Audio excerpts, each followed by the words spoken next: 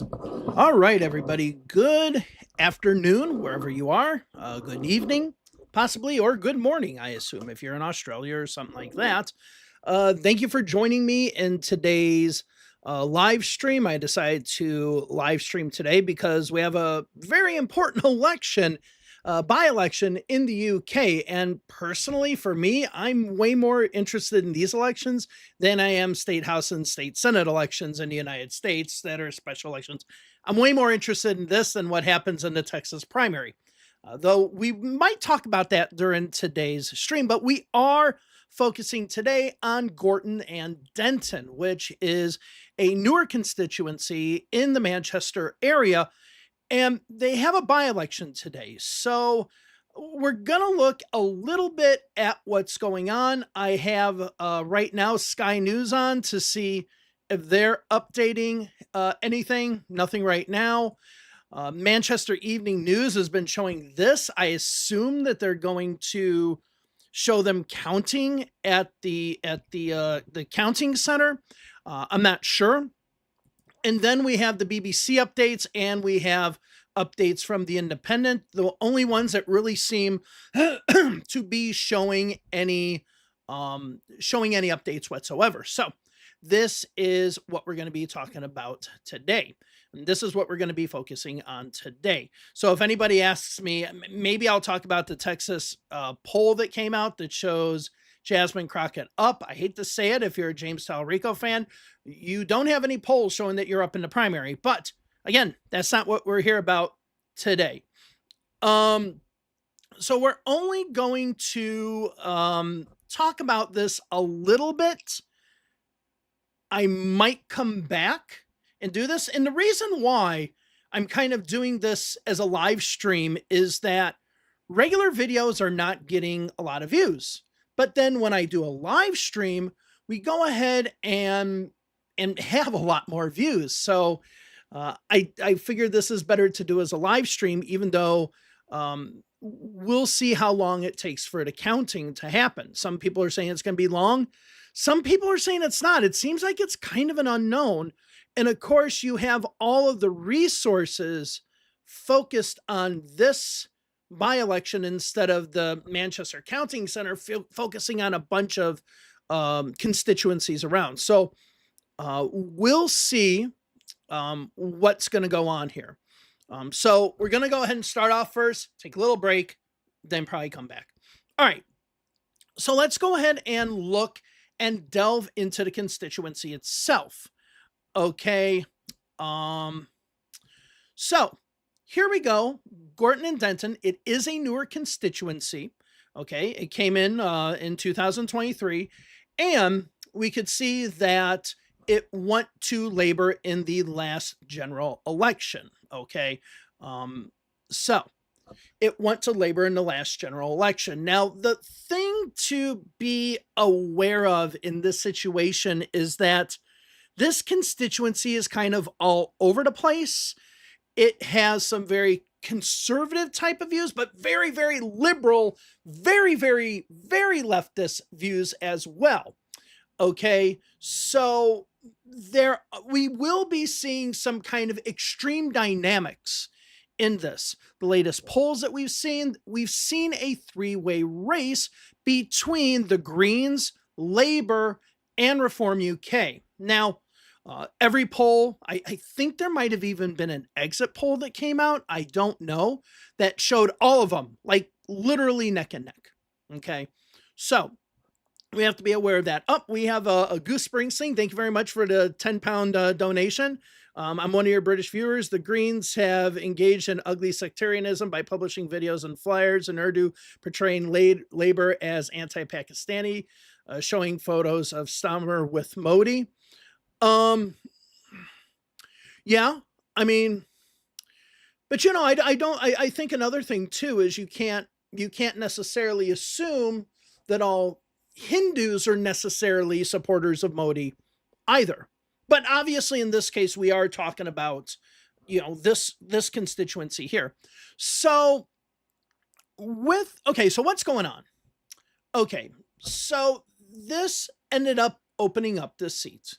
You had Andy Burnham, who is the mayor of Manchester, and who many think is going to be or would be possibly the next leader of labor if all of a sudden there's problems going on with labor. And now with what we see with Peter Mandelson being in the Epstein files and being arrested and all that, um, a lot of a lot of the stuff is starting to fall now. What we're seeing is we saw Burnham say, okay, I want to run in this by-election. Labor said no, and they picked another candidate to run in this constituency. Now, I think most people are assuming that what this is this is purely a power play by Keir Starmer, by the current Labor Party, to make sure that their power is not threatened. So they said, no, Andy Burnham, you cannot run. Burnham has said he supports the Labor Party and he supports the Labor candidate. But what happened is that all of a sudden opened up the possibilities for the Greens to win this riding, with Burnham not in this riding. So I'm thinking I'm in Canada. I've been looking at Canada stuff today too. Not in this constituency. So that's the first dynamic. So what happens is all of a sudden you have Reform UK doing what they're doing. They're taken away from the Conservatives. They're taken away from some traditional Labor as well. If we look at the polls, we do see a little bit of that Labor support going over to Reform UK. But mostly Reform UK support is from the Conservatives. That being the case, you're now seeing a split in the leftist vote. And if we look at a lot of what's going on as far as the leftist vote of the candidates, we have the Communist League, we obviously have Labor. It'll be interesting to see how the Liberal Democrats and Conservatives do. They're not expected to do well in this. I just kind of want to see if there's a little bit of a shift. Interesting. You have the SDP. Okay, so I just assumed that the SDP, I guess this shows my ignorance. I just assumed the SDP no longer existed after the merging of the Liberal Democrats. So I guess the SDP is what spun off from that. So we'll see what happens in this. To me, this is the most consequential election for Keir Starmer, because if Labor cannot win this, then real questions come as to whether Keir Starmer can stay on as Labor Party leader and thus Prime Minister. We'll see what happens there. Just going to go over here. For some reason, this doesn't stay updated.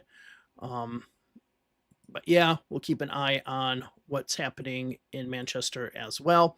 Like I said, it probably won't be a while, but I thought that they were going to show some of the counting going on, because we do now have ballots arriving in at the counting center in Manchester. So they should be getting on that shortly, or getting on it right now. Okay, John Gotti. I actually have a story with him, but I'll not tell it on here. Thank you. Do you think Mark Carney is using Donald Trump as a political crutch for his next election, possibly a snap election? I don't think they're going to have a snap election. All right. And we'll talk about some other political things. Since we have to wait for it to count, we'll talk about some other stuff while we're waiting for what's happening in the UK. So, but I don't want to put it on here because I could maybe get a copyright strike or something like that. We'll just keep our eye on what happens here. But anyway, let me get back to the story as far as this race. All of a sudden and we'll come back to Canada in a few, all of a sudden with Keir Starmer, there is a threat to, there's already a threat to his leadership. There are already people, rumblings and all that he should go. The thing that he has going for him is he has a very large majority that he really doesn't have to relinquish power in any way whatsoever. And, it would be prudent if Labor changed prime ministers to then call an election. But as we've seen with the conservatives over the years, that doesn't matter. You don't have to call an election. So what we'll see is we'll see a big challenge here. I don't know what's happening. I don't know. Britain elects predicts Greens to win. Okay. Now, this becomes, so that must have been the update. Britain elects, the UK's largest poll aggregator, has forecasted Green Party to win an estimated 31% of the votes, followed closely by Reform at 30 and Labour at 29. Now, of course, these are close, but if that ends up being where this whole thing pans out, then what we're looking at is Labour finishing third in a huge strike to Keir Starmer. Because if we look at this, it is purely a making of Keir Starmer. They could have had Andy Burnham in there. They could have run him, okay? And they could have won this by-election without, well, you know, I'm saying they could have won this by-election without worrying about it. Obviously, Starmer and the Labour Party right now have their own problems, but I think Burnham, being the personal candidate that he is, people would be voting for the person instead of the party. And obviously, we know if Andy Burnham was in there, then all of a sudden, this could trigger off a lot of things. Actually, possibly having Andy Burnham in there might have been better than rejecting him and then finishing third with the Greens finishing first. That might actually be the worst possible outcome. So we'll see what happens here. Goose Springsteen, Starmer doesn't want Burnham as MP, but there's also a genuine concern that the follow of mayoral election trigger would be a loss by Labour. Yeah. I mean, any way they, splice this, dice this, or whatever, doesn't come off good for Labour. The only way that Labour saves some face tonight is by actually maybe just winning the thing. Even if you have a squeaker, as long as you're number one, because it's not a threat to the majority that Labour has, not a threat at all, right? It's a threat of perception.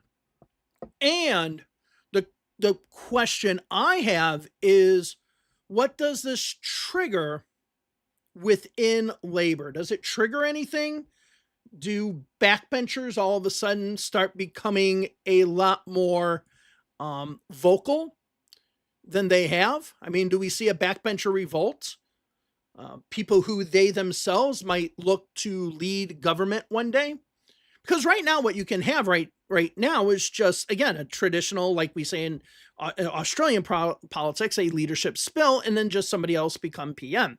I don't know who would pick up that mantle. Okay, so Egip Simming, thank you very much for your donation there. How long are you planning to be live for? Probably a while, obviously. I had thought about taking a break and then coming back.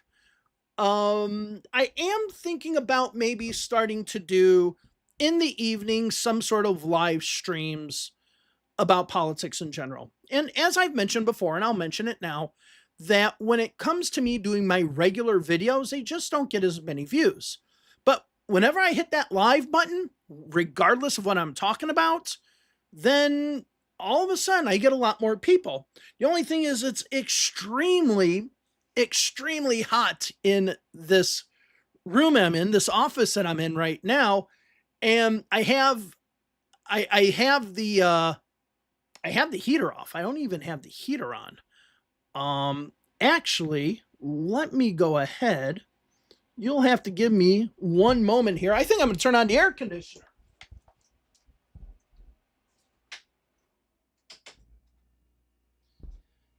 I did not think I would have to turn on the air conditioner in Illinois in February. But that's where we are now. So I'll be on for a while. I'll probably, now that I got some cool air flowing into here, I'll probably be on for a while. So with that being the case, and I'm noticing a lot of the super chats are coming from the UK, so I have been talking about wanting to expand beyond the United States. Again, I hate looking at American politics a lot of the time. Let's see what this new update is. Farage questions integrity of democratic process in predominantly Muslim areas. Okay, so we already know he's going to go with the Donald Trump. There's voter fraud, bullshit, whatever, right? So that narrative is already being thrown out there by Farage. So what does this mean? This means the Greens are going to win it, right? Farage wouldn't be throwing this out there if Reform's going to win this. Then Farage wouldn't say this to me, or he would have just said nothing, right? Until the results actually came in. The fact that Nigel Farage is saying that the integrity of the democratic process in predominantly Muslim areas is an issue tells me that they know that they're going to finish second or third. This tells me that they know that the Greens are going to win. And I think we are at the point where the Greens do look like they have it. From all these preliminary reports that are starting to come out. Just seeing if they got anything here in Manchester. Not yet. So yeah, I mean, this does, and to me, if Farage is coming out this early and saying something this heavy, it could be a bigger Green victory than we think. I mean, is that a possibility? That's absolutely a possibility. That the Greens might actually pull off a bigger victory than expected. And if Reform is second, then that means that Labor is in big trouble. The name, the brand is done. And, on top of that, Keir Starmer picked, Peter Mandelson to be the ambassador to the United States. Of course, now that was all revoked and all that kind of stuff, but it does show a lapse of judgment. And so we'll see what happens there. But while we're waiting for any new news, we'll keep on looking at this and see if we get some updates. Let's talk about Canada. Okay. So we are going to talk about Canada and what's happening there. Somebody mentioned a snap election in 2026. I don't think that that's going to happen. With the amount of people who have been crossing the bench and the by-elections that are happening, it just seems like Carney might be able to get a majority without even having to call an election. And then there's the other question as well. That other question is if the NDP pick Avi Lewis as their leader. Now, Avi Lewis is the son of Stephen Lewis, who is a big person in the Ontario NDP, and he is the son of David Lewis, who used to be the leader of the NDP after Tommy Douglas. If he wins, and he's very much to the left, I would not be surprised if Heather McPherson, who's running right now for the leadership of the NDP, who's from Edmonton as well, if she jumps ship and she's all of a sudden a member of the Liberal caucus. And then that's it. And then all of a sudden the Liberals going into or after the election, they had one riding, then they'll have 3 in Edmonton. Okay. The NDP is looking to crash and burn. And a lot of people are saying Avi Lewis is maybe the best person. Now, first of all, with that party not having official status in Parliament, and only having 7 ridings or 7 seats, I don't see what member would give up their seat to then give it to Lewis if he becomes the leader. Maybe Don Davies because he's the interim leader. I don't know. Alexander Boldris in Montreal has talked about going into provincial politics and running for Quebec Solidaire, which would open that seat, but Lewis would not win that seat. Okay, they're not going to pick a non-Montreal or non-Quebecois in that riding. So, well, no, they could pick a non-Quebecois. I mean, but they're not going to pick somebody from outside of Quebec. Okay, Thomas Mulcair won in that area. He won in Outremont, right? So there's a possibility, but I wouldn't be surprised if McPherson actually jumps ship. Okay, so Egg Pea Simming, again, thank you very much. Greens win would be far worse for Stummer than Reform wins. Exactly. Labor have ran their entire campaign on Greens not being able to win. Exactly. That's another thing too, is that, and we're not just seeing it here, we're also starting to see this in Australia as well. So we do have what's going on with the Liberal Party and the Nationals in Australia. I don't know how long that's going to remain a mess for, but we have a by-election for Susan Lee's seat. We'll see how that pans out as well. Who knows how that will pan out? But on top of that, we're starting to see the Greens do well in Australia. We're starting to see the Greens do well in Canada. And we're starting to see the Greens do well in the UK. And like you said, it totally blows away the narrative that the Greens would actually be, I would say, that a non-winnable party. Now, the question is, could they form government? Possibly not. We do not know. They might not be able to form governments. Okay, because obviously they won't be able to form government. They wouldn't have enough seats. But have we entered an era of British politics now in which now what you're seeing you're either going to have minority governments or you're going to have coalitions. And I don't know what the standard bearer is going to be. I assume it's going to be coalitions, like with David Cameron and Nick Clegg. Okay. That went well. But I think the question's going to be, you're going to have two big parties. Maybe it's Labor and Reform. Who knows? But they're not really going to be the ones that are going to be holding the balance of power, right? It's going to be the Greens. It could be, oddly enough to say, it could be the Tories, right? It could be maybe one of the Northern Ireland parties, right? Even if you get a coalition together. Hell, it could be Sinn Féin, who abstains from the elections. So we're really entering, to me, a very interesting time in British politics due to the fact that if we look at Canada, it's the total opposite. The multi-party system that we had there, or what we would call a 2.5-party system, where you had the Liberals and you had the Conservatives, or the Progressive Conservatives and all that, or I guess we'll say the Conservatives now, since 2006, we've now started going to a 2-party system that you have the NDP not have an official party status, and the Greens basically nothing, okay, even with Elizabeth being back. So, whereas you see Canada becoming a 2-party system, you are seeing Britain fragment in a way that we haven't seen.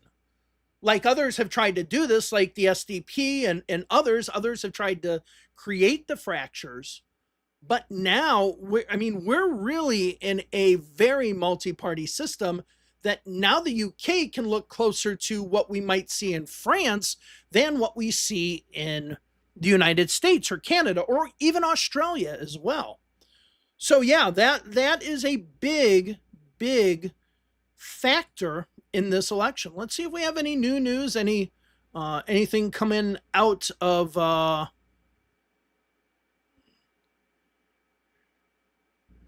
Okay, let's see what this says here. Labor acknowledges that by-elections are challenging for those in power. Okay, so I guess they're just going to constantly say that, if you're in power, losing a by-election isn't a big deal. But when you have the majority that Labor has, then it does become a huge deal. If you finish third, it becomes a big deal. If you finish behind a party that, as was just said, you have been saying for months and months and months is not an electable party, and yet you lose to that non-electable party, it then becomes a big deal. So, this kind of looks, I don't know, this is a pretty long one. So we have Labor right now saying by-elections are hard. We have Reform peddling some sort of anti-Muslim conspiracy theory. This indicates that the Greens are going to win. And to me, I mean, even though Britain elects is saying 31% to 30 to 29, okay, I wonder if it's going to be a little bit larger than that, because to me, this seems a little bit too early to be throwing out the kitchen sink and everything to talk about what the problems are with the election. Okay, because it would be, I mean, especially with Nigel Farage here, that would be a lot of egg on his face if he says, "Oh, we don't trust these predominantly Muslim areas," and then you win, then that's kind of like egg on your face there. And I just don't see why he would make that statement now unless they already know that things are going. And if we look at when Farage said that 12 minutes ago, we can see that 30 minutes ago, ballot boxes were already arriving. So that means they're already starting to see the piling up of the votes and see where they are. See, in Britain, they do hand counts and then hand recounts, where as in the United States, we can't do that because, the computers are so trustworthy.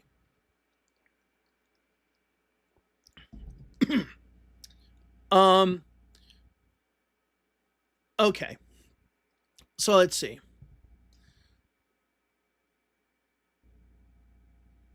Okay, so look at Sky News, Sam Coates' tweet from today about family voting in G&D. What Farage says isn't totally baseless. G&D reforms 440th seat in term of goal. Being competitive is a win for reform. It is. Yeah, I mean, it is. But to see the thing with reform, I think it is, and if we look at the last by-election, let's just go to the last one, right? Or the last by-election, the last actual election. Reform was second with 14%, right? So they were second. And it's not necessary. I mean, this, if they're polling where they are, this is doubling their vote. This is a 15% push up.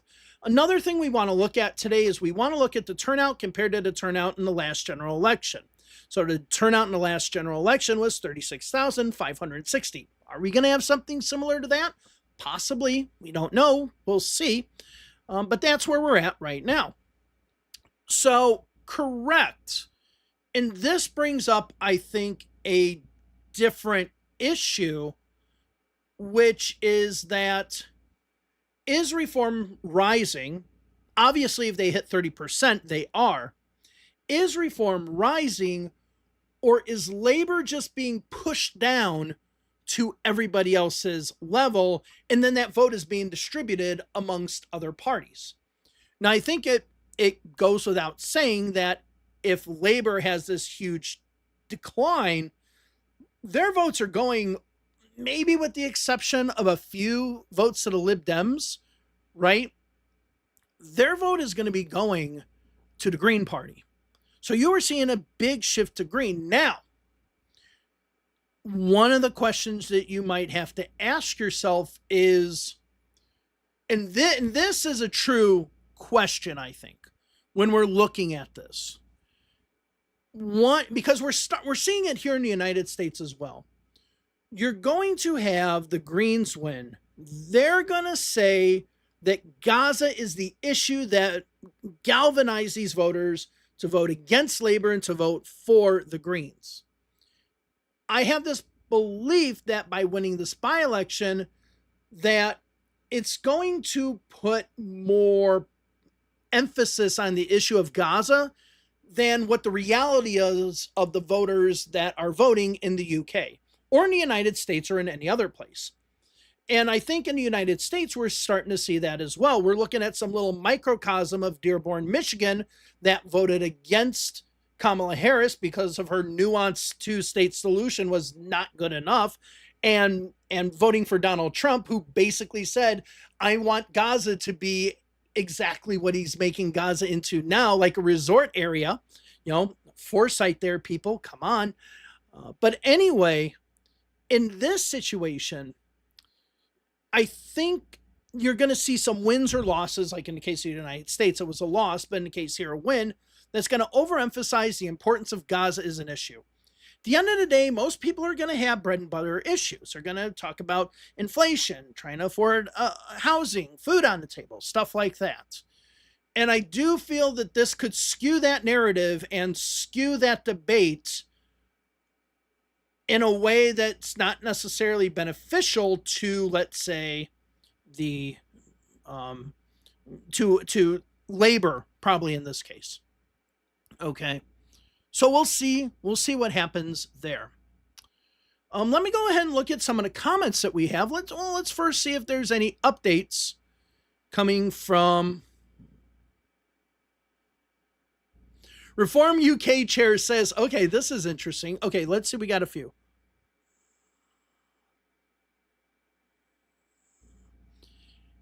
Election observers say concerningly high levels of family voting in booths. Okay, so this is what we were talking about. Okay, an election observer group has claimed it team witnessed, I cannot speak today, concerningly high levels of family voting in the Gorton and Denton by-election. Family voting is the offense that can be committed when a person casting a ballot in an election is joined in a polling booth by someone who intends to influence how they vote. And that's what you need to know. I mean, people are saying this, but is it a kid going into the voting booth, right? Like, I mean, what is the dynamic behind that, right? So this is going to be an argument that's made. And again, the question is, even if this happens, who does it benefit? Okay, that's where if you're going to challenge this statistically, the fact that you have a secret ballot, you can't challenge it, because if you observe something, unless you know what that person intends to vote, you can't then challenge anything regarding that, because you don't know who the victim is, and you don't know who the benefactor is. So yeah. So in the United States, that's not against the law. I mean, maybe in some states it is, but every campaign that I've worked on in the United States, no, family members can go into booths and all that. It's not an issue whatsoever. So that's why it seems a little weird. But then this one is interesting. Reform UK chair says that Labour would have won with Burnham. Yes. Okay. So we're already seeing kind of, and it's interesting because you had Nigel Farage talking about the voting, but now you have Reform UK chair David Bull now talking about this benefit, hurting Stammer. At the end of the day, Stammer's the loser. Stammer is going to be the loser. Let's look at the latest update here. Greens say they gave Labour the scare of their lives. Okay, so this isn't... a source from Zach Polanski's party told Associated Press, quote, "We feel like we've thrown everything at this election. We've given it our all, blah, blah, blah." Okay, so nothing really about the election right now being talked about. So, and yeah, in the UK, they're still just going with the regular news because I'm kind of wanting to see if I was hoping that Manchester Evening News would just have, because they had this live stream, I was hoping that they would just have people actually, just cameras there watching the tallies go, but they're not doing that. So yeah, we'll see how this all pans out. Now let me go ahead and, we got one more update. Yeah, so some of the ballot boxes coming in. I know some of them have already been starting to be counted. From what I saw somewhere, I think it was one of these updates. I'm not sure. All right, so let me go ahead and look at what is being said in the chat today. I'm going to go up. It's not much of a chat today. So we'll start from the bottom and work our way up. And then we'll just see kind of what's happening. Like I said, I might take a break, and what will happen is, I don't even know if I have the... Okay, yeah, I do. I still have the graphic. Probably do it back soon, and then come back and then talk about the results when they come in. Now, let's go ahead and look. I pressed the submit button as a kid for my mom in 2008 and she voted for McCain. Right? You can do that. Like that's not a big issue.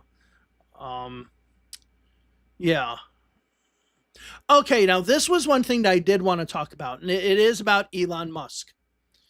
So Elon Musk is what forming his own political party in the UK, and to me, I'm looking at it as a different way. I don't know what they're saying in the UK. I haven't really followed it there, but to me, it absolutely benefits reform.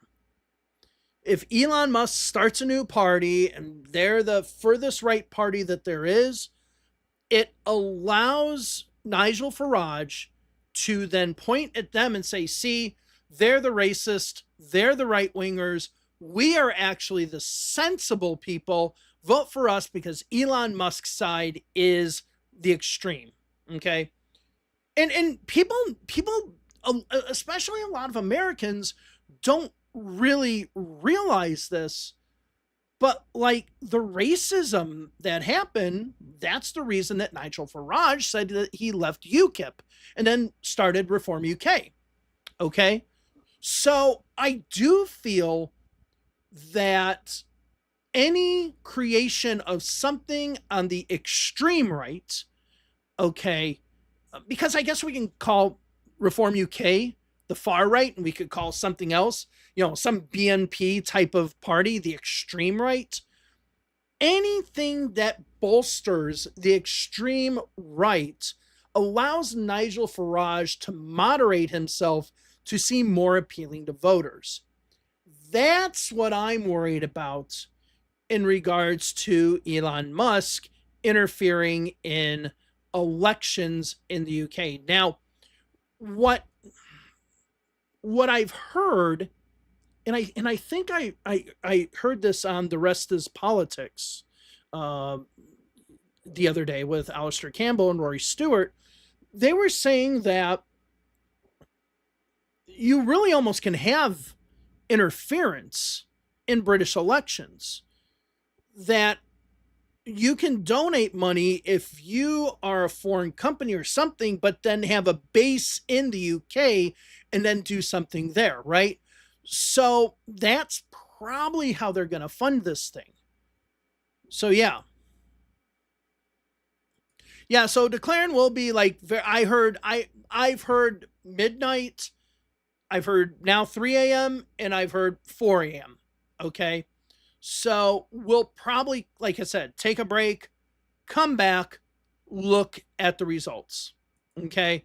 The one thing that I just want to see before we take the little bit of a break, I want to see if there are any indications of people seeing the stacking of the ballots and seeing if it looks like one party is doing better than the other. I don't know if we're going to see that. So let's go ahead and just look at some of the other comments that there are. Let's see.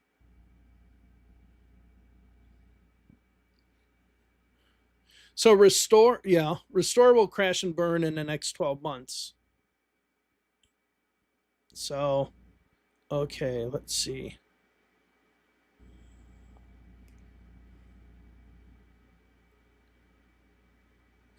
Don't you wish you had actual politics in the US? Yes.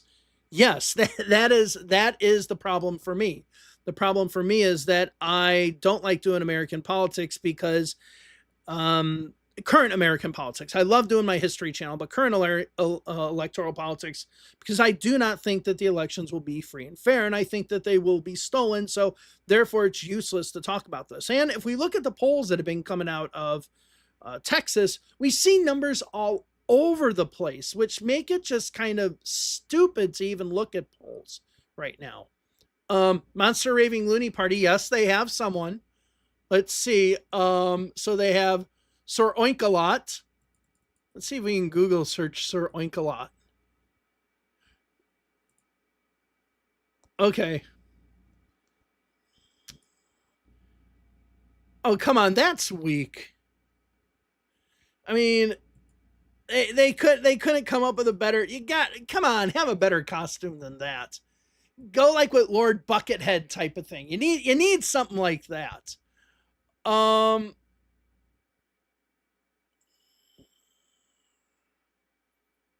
yeah, yeah. So there, I mean, it is an issue, and I'm not saying that the whole someone in a booth with you isn't an issue in the UK. I'm just saying it isn't an issue in the US. Um, so yeah, that's a disappointing monster raving loony party candidate. I'm sorry, they could have come up with better.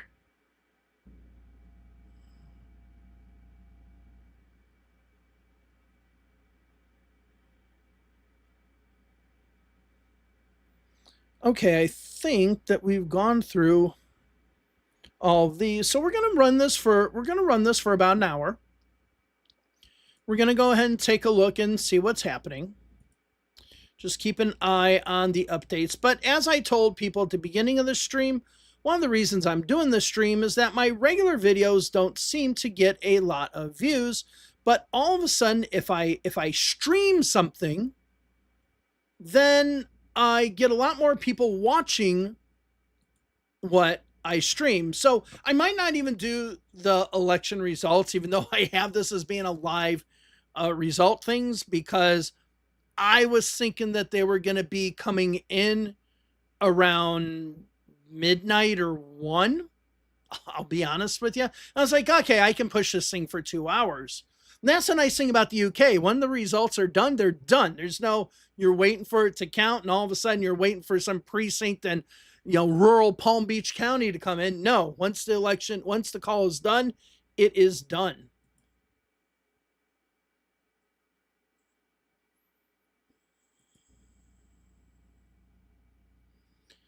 So let's see if there's no more updates going on now.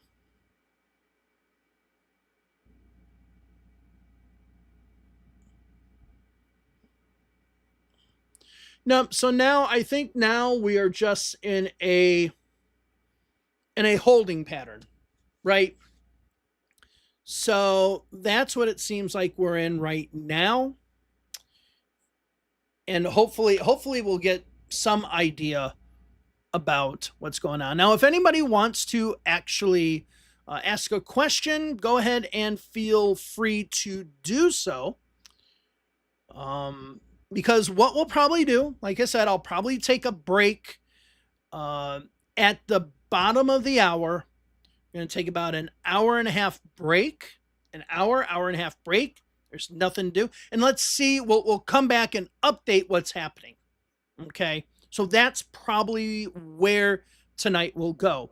Now, I will say that there aren't a huge amount of viewers on here, which is fine, but there are a lot more viewers on here than I expected to see for a UK election, which I'm very happy. I do not want to be only focusing on American elections. I'll tell you the truth, if I only do American elections, it's very hard for me to continue doing this channel. If I do international elections, it's very easy for me to do this channel. Okay. So yeah. I mean, who do I actually think is going to win? I mean, by what people are saying right now, it does seem like the Greens are going to win, right? With reform people coming out and saying what they are, and Labor saying, "Oh, these are a lot harder than we expect." It does look like the Greens are in the driver's seat. Again, we won't really know anything until we get some sort of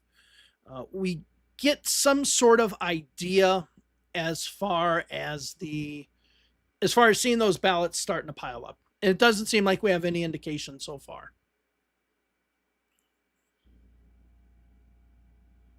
Yeah, so Matt, thank you very much. You want to wait to hear reports from inside the counting room of people trying to judge the vote as they pile them by parties. So one pile is bigger if you can get a clue about that. Right. That's what I was kind of hoping that initially I was hoping initially maybe within the first few, first hour after the polls close, we could at least start getting an initial estimate. Okay, so there it is. It's saying that the results will not be available till expected at 4 a.m. So that's 10 p.m. here, I think. Okay. Because I think when I move to Europe, it's going to be a lot easier to do this. 6, 7, 8, 9, 10. Okay. So here's the plan. Here's what we're going to do. We're going to sign off for now. I'm going to stop this live stream. We'll continue it for 45 more minutes. If anyone wants to ask questions about politics in the United States, Canada, Australia, I'm going to start looking into the Hungarian elections and stuff like that. That's coming up soon. If you want to ask questions about that and those things, let's go ahead, put them in the chat right now.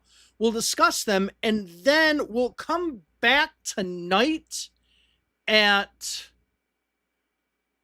9 Central. So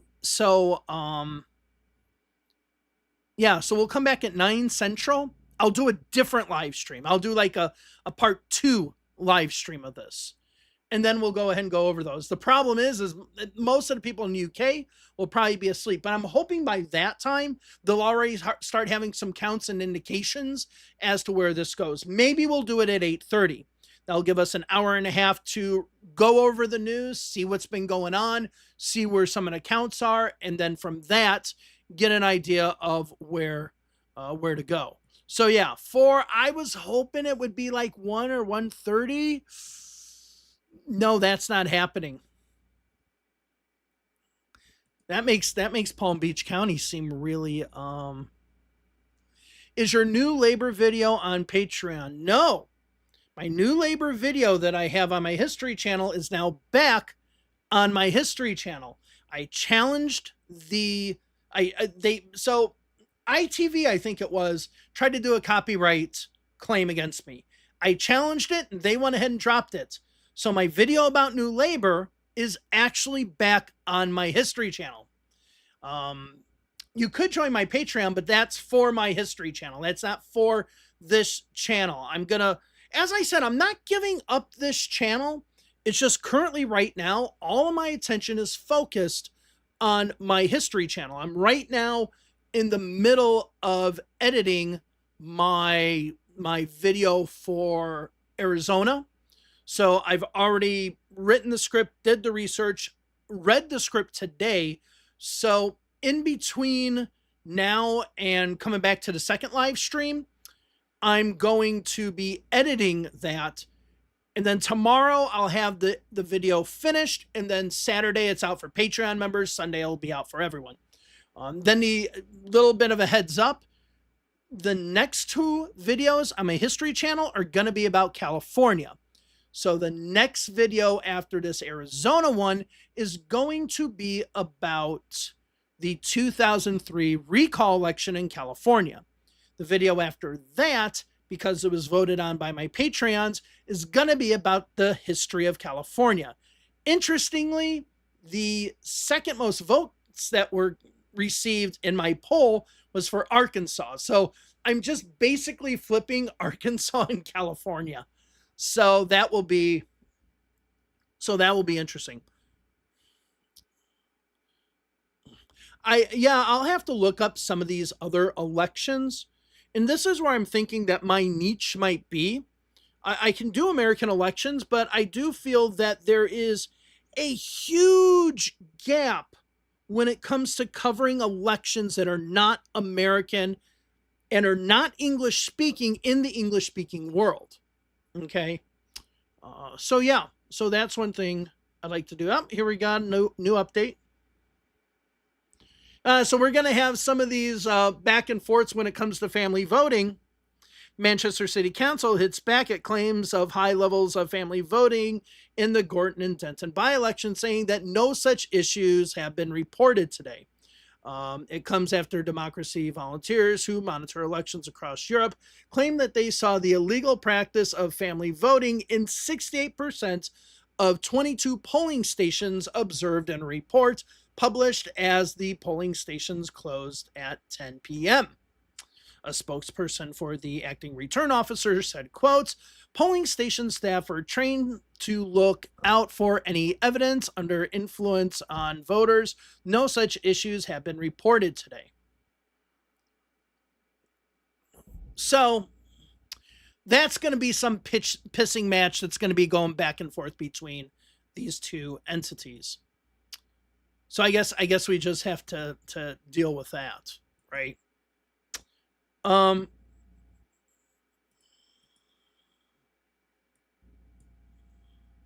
right, here we go. Let's go back. I actually have this on here, so let's go ahead and based on our assessment, let's go back. Okay, let's see what they're saying. UK. Let's bring in our correspondent, John Craig. It's been a dirty fight, John, hasn't it? How's it looking? I know they do verification first, then counting. You know, are they already counting? What's it looking like? No, ballot boxes are still coming in, actually, just in front of where I'm speaking to you from. But as you say, Anna, a dirty tricks row, just as the polls closed. And it's over claims by a body calling itself the Democracy Volunteers about what they're calling family voting. Now, this body, the boss of this person is a man called John Alt, who says, today we've seen concerningly high levels of family voting in Gorton and Denton. Based on our assessment, we've seen the highest levels of family voting at any election in our 10-year history of observing elections. And so they have published a damning report at 10 o'clock. Now, I can tell you that some of the political parties have seized on this. Nigel Farage has tweeted saying this. Incidents of family voting in Gorton and Denton reached the highest levels of any election in the past 10 years, says Sky News. This is deeply concerning and raises serious questions about the integrity of the democratic process. Now, I have to say that the returning officer and Manchester City Council are not best pleased with this body for raising this, and they have essentially said, well, if you had any complaints, you should have raised it during the day, not waiting for 10 o'clock. So, right, a dirty tricks row over claims of family voting. In other words, if members of families being pressurised to vote for a certain candidate. That has surfaced since the polls closed at 10 o'clock. Meanwhile, during the course of the day, well, it's anybody's guess who's going to win this. There are those. We went to Gorton, in one part of the constituency this evening, and over there the view is that the Greens are on course to win. But you get a different story in Denton, where Reform hope to do much better. And then there are Labour people here who think Labour might have just nicked it in what would be a great relief for the beleaguered Prime Minister. 4 a.m. result. You're bound to ask me. You always ask me what time the result is. 4 a.m. the returning officer says. Ugh. John, stay there for us if you don't mind, but we have more breaking news, that coming from Chappaqua, which is north of New York. We've just heard from Hillary Clinton, who has been disparaging, in fact, about her fate today at the hands of...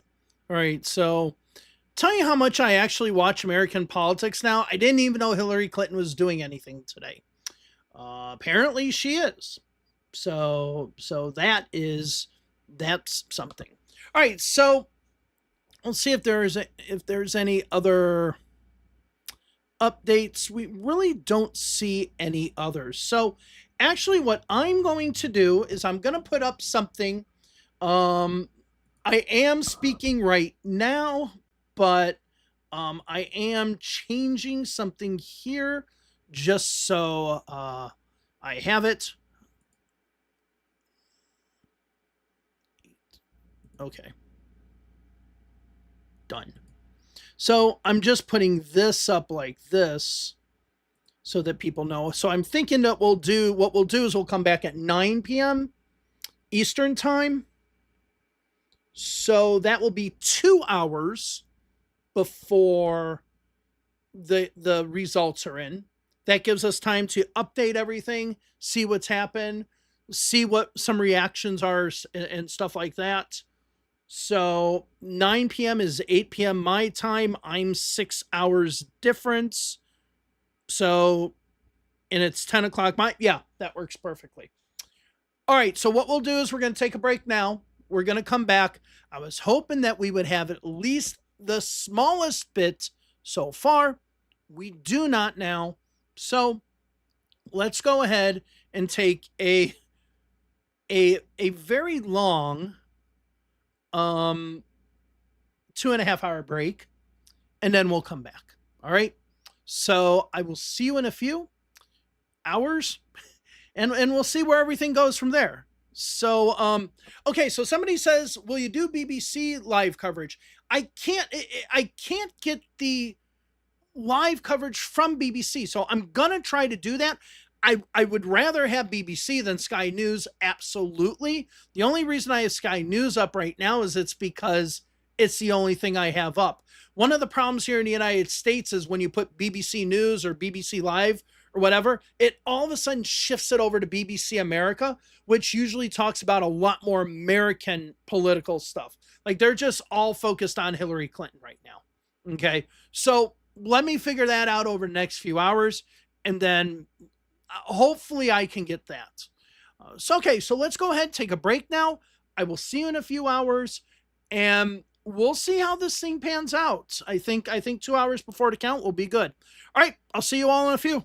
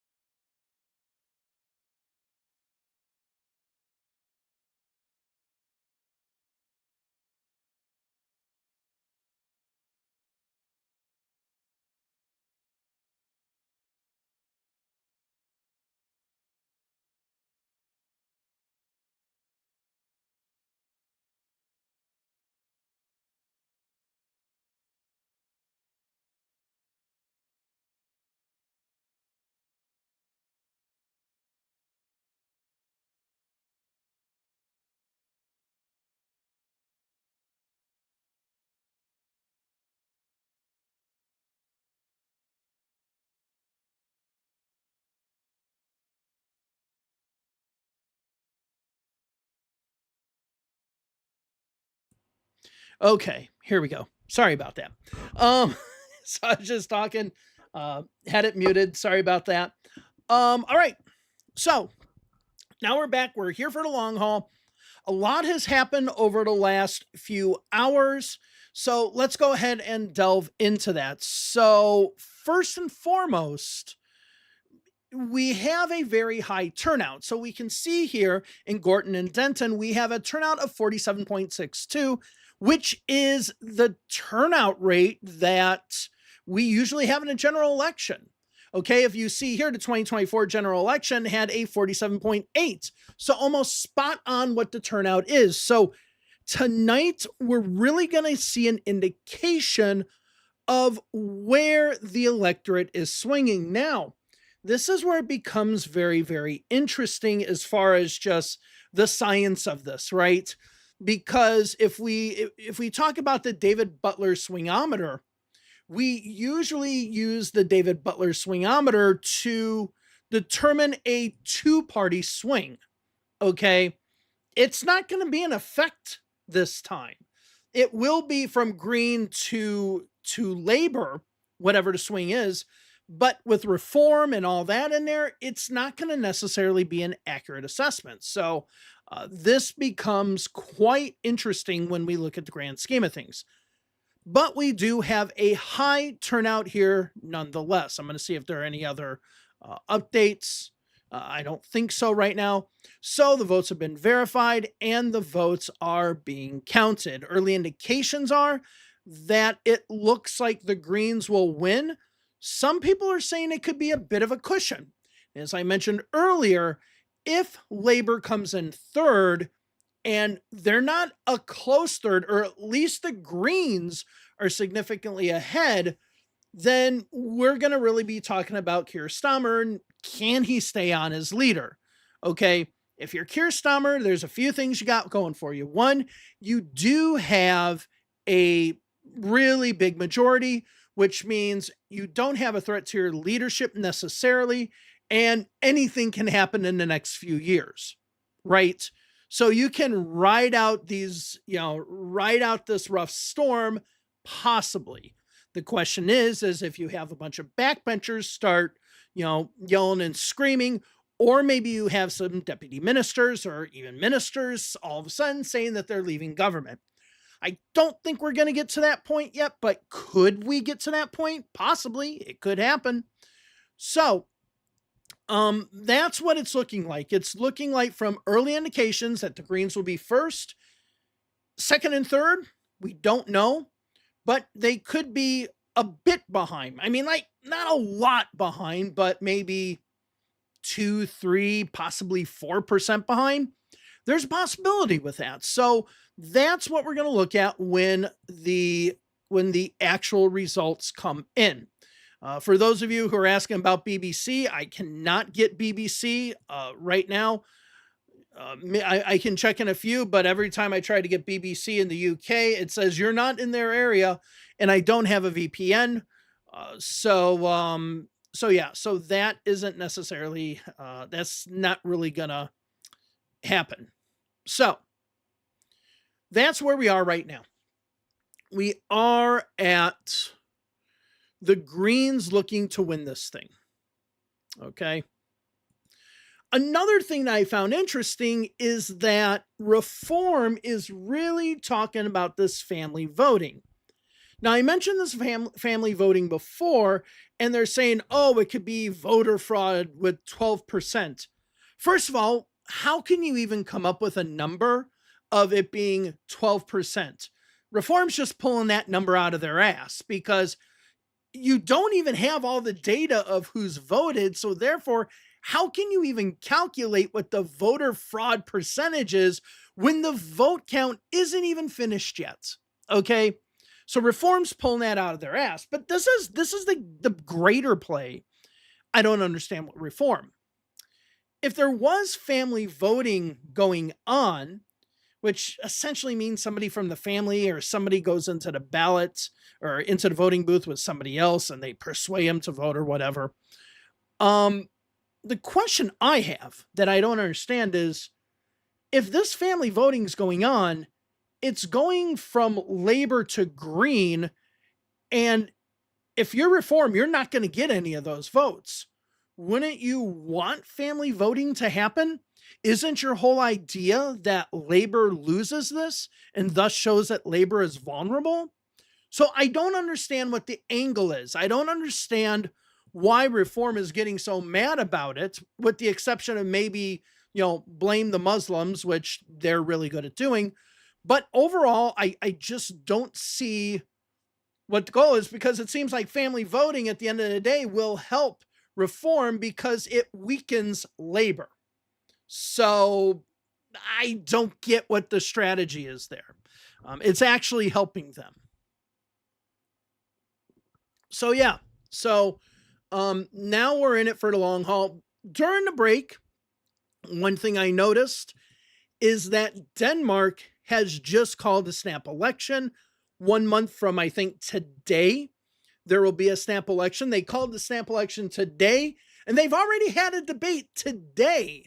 I mean, you want to talk about a country that's on it. That's definitely a country that's on it. So we're going to be looking at Denmark over the next 4 weeks and seeing what's going on there. Apparently, the prime minister felt that with everything with Trump in Greenland, that they were going to call an election, and we'll see how that goes. So that's not tonight, but that is definitely something that we're going to be keeping an eye on.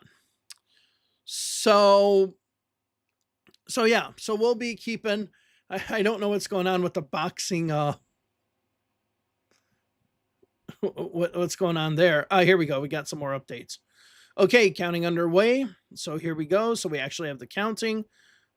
Unfortunately, I don't know why Manchester Evening News, I mean, they got this watch live, and it's just been like this all night. As I said, I figured they would have had some polling place, or excuse me, showing the counting center, but they're not. So unfortunately for now, I got to keep it at Sky, because that's the only thing that I have right now. So we'll just go ahead and keep it at that, but we won't keep it on this because, there could be the whole copyright thing and all of that. All right, so let's go ahead and refresh. Overall, it does seem like the Greens are going to win. Greens have essentially not really said anything, which to me indicates confidence.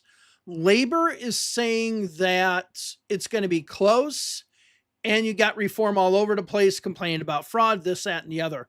I wouldn't be surprised possibly if Reform finishes third. Okay, we'll see what happens. But in another thing, I think, and obviously we talked about the whole idea of the argument of Greens not being electable, where, in this race they are electable.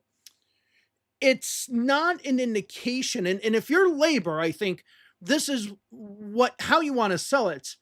This isn't an indication of how the, well, see, I don't know how you word it without coming off racist, right? You can't sit there and say, this isn't a normal district, because then what you're saying is that the people who are there are not quote unquote white Britons, right? So therefore, that's a bad thing. I don't know how they spin this. I really do not know how they spin this. So we'll see how that goes and see if there's any pushback when it comes to what's happening within Labor. So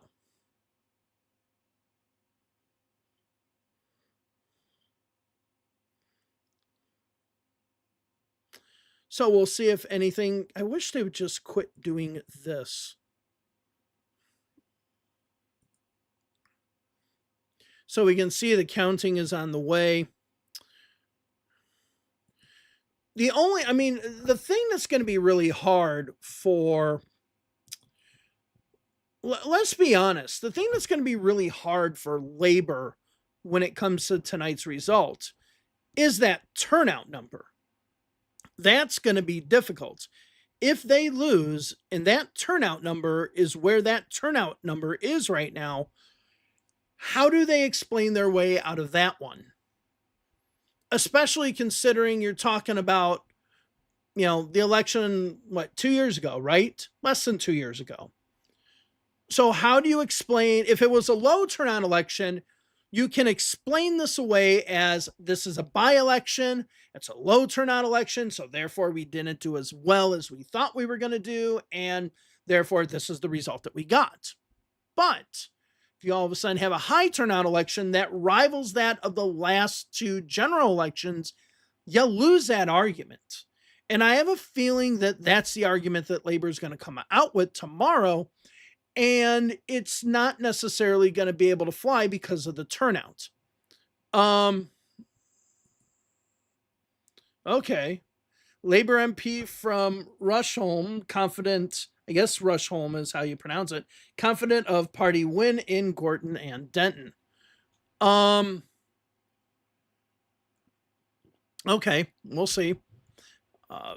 So now we got a Labor person saying that they think they're going to win. I mean, I don't know. I'm not on the ground. You're not on the ground. So we don't know what's happening. So yeah, this is going to be really interesting.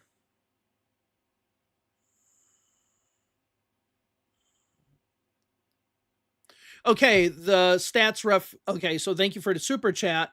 So Democracy Volunteers UK in Gorton Denton, we observed family voting in 68% of polling stations, affecting 12% of voters observed. Again, you still cannot figure that out. First and foremost, you do not know. They're saying 12% of those voters observed. How long were those people observing? During what time of days were they observing? How many times did they go to those polling locations? I can give you a whole bunch of caveats that make this that I can easily destroy that statistic. Okay, especially when we don't even know what the vote is and where it's coming from. Okay, and they could be credited electoral observers. I did a little bit of looking at them during the break. There doesn't seem to be anything nefarious with them or anything like that at all. So I don't think that people should be thinking about that. But again, you are making assumptions off of visual observations, again, that are assumptions. Everything's an assumption here. So it would be like saying voter fraud in the United States, 30% of the 50% of precincts that we found had some sort of irregularity. So therefore, we're coming up with this 12%. Again, first and foremost, how did they come up with this 12%? Okay, we observed family voting in 68% of polling stations. Now, from what I understand, it's 68% of polling stations that they went to. So it's not 68%, it's 68% of what they went to, affecting 12% of those observed. Again, what was the time of that observation? How long were they observing? Were they observing all day? From what I understand, they were kind of popping in and out. So therefore, if you're going there when maybe certain people, like let's say elderly people who might need help when it comes to filling out the ballots, if you go during those times, yeah, it might be higher than in other times where younger people are going. Again, I can throw every caveat out there to totally disprove what this is. Okay. So again, this is going to be something that Reform's going to try to spin. For people who are involved with elections like me, it's an absolute bullshit spin, but they're going to go ahead and try to spin it anyway. So we'll see how that works out at the end of the day. I think it's more of a spin operation than it is anything. And again, I mean, so I don't know. Like and again, I still don't understand the logic behind it, because if you're complaining about family voting, yet family voting is doing exactly what you want it to do, which is to weaken labor, then you're just basically going after it for a racist reason. Okay, Muslims bad, Muslims bad, Muslims bad. That's what it is being argued at that point. Okay, so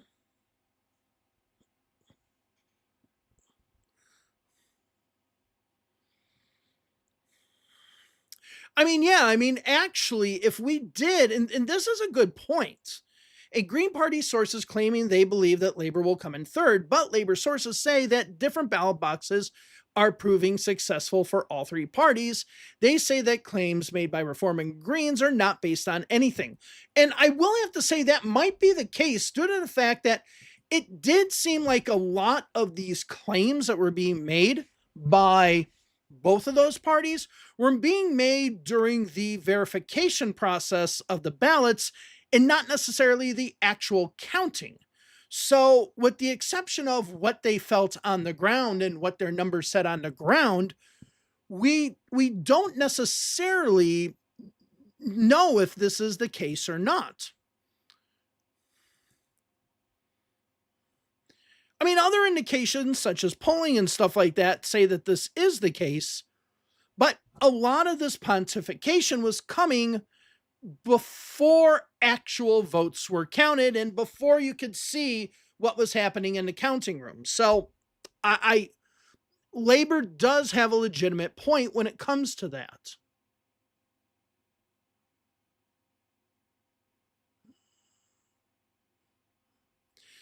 Explain this development in 2000s NBA terms.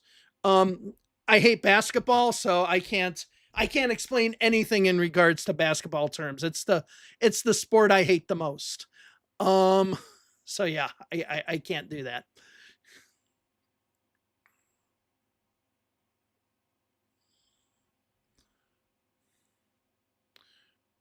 All right, so now we're just kind of waiting for what happens. A lot of the people are starting to say that this is, Keir Starmer is done. And we'll see what happens with that.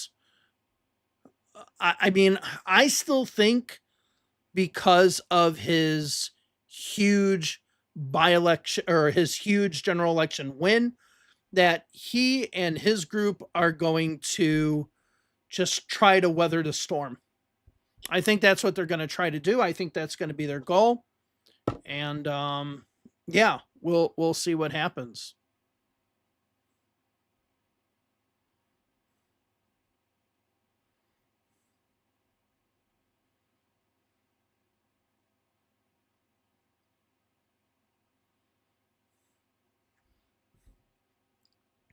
So while we're waiting,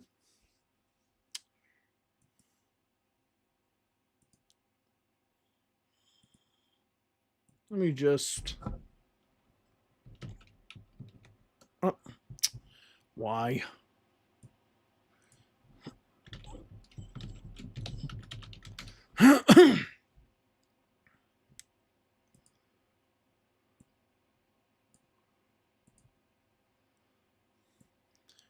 Okay, so while we're waiting, I just figured I would throw this up here.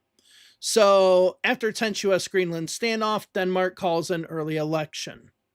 So we do have an early election coming up in Denmark. So we'll be watching this. The election, I believe, is going to be on March 24th, so a little less than a month. So I'll be covering that. So be prepared for that. Okay. All right, here we go.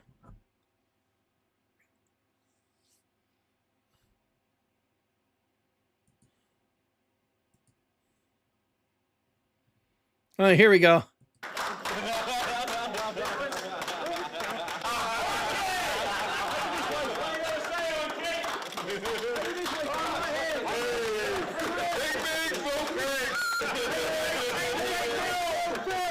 Bring that bacon home, 6, 7, Hey, it's Sesame Street, brothers. Here we go. Let's get it on. We are the winners tonight. We will beat the Greens. We will beat the Labour Party. We will beat Reform. And we will come first. Thank you very much. Looney landslide. Looney landslide. That's funny. Okay.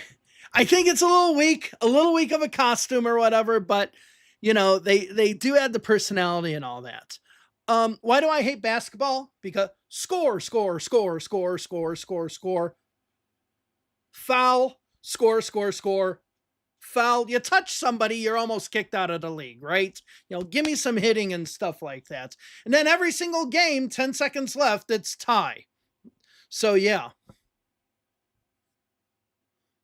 So that's why I hate basketball.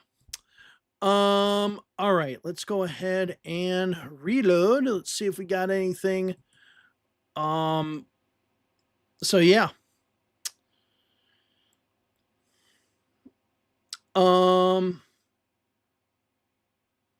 Okay.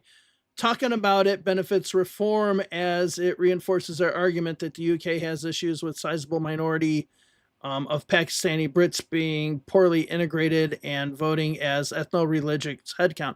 People can vote for whatever issues they want to vote for, okay? That's kind of the point, right? When I go into a vote, I mean, look at the United States and what we have here. Okay, people vote for the dumbest reasons. You can go vote in for whatever your issues are.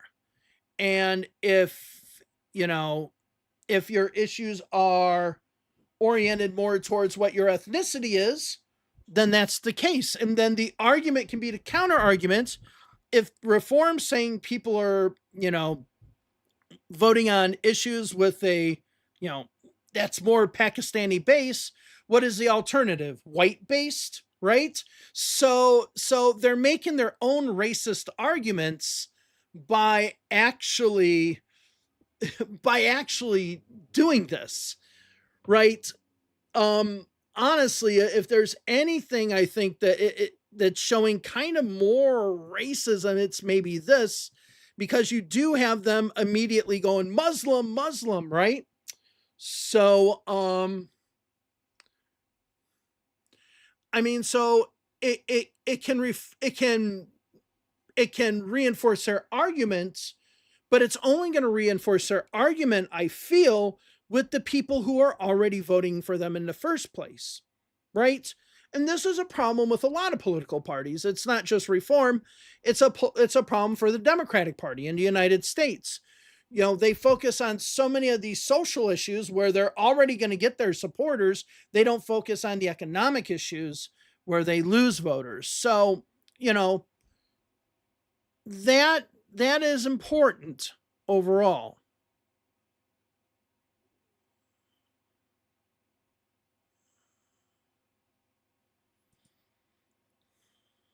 So let's see if there's any updates. No.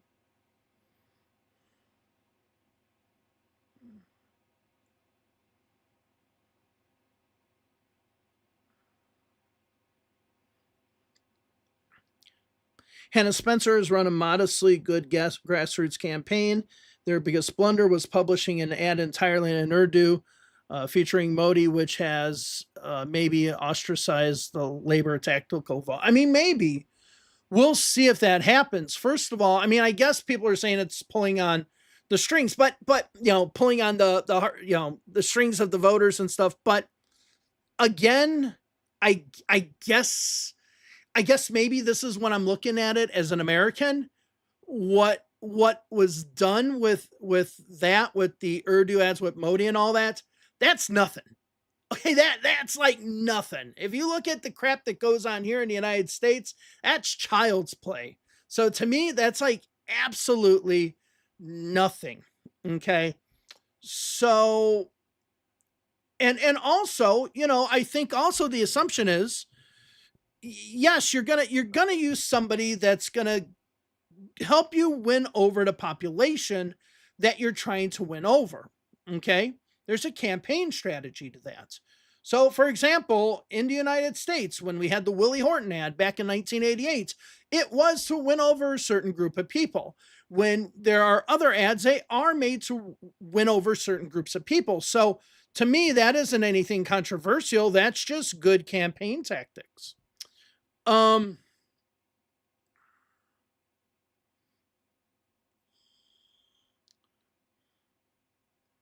So another example would be Tower Hamlets, mayoralty in London. God, I cannot speak tonight.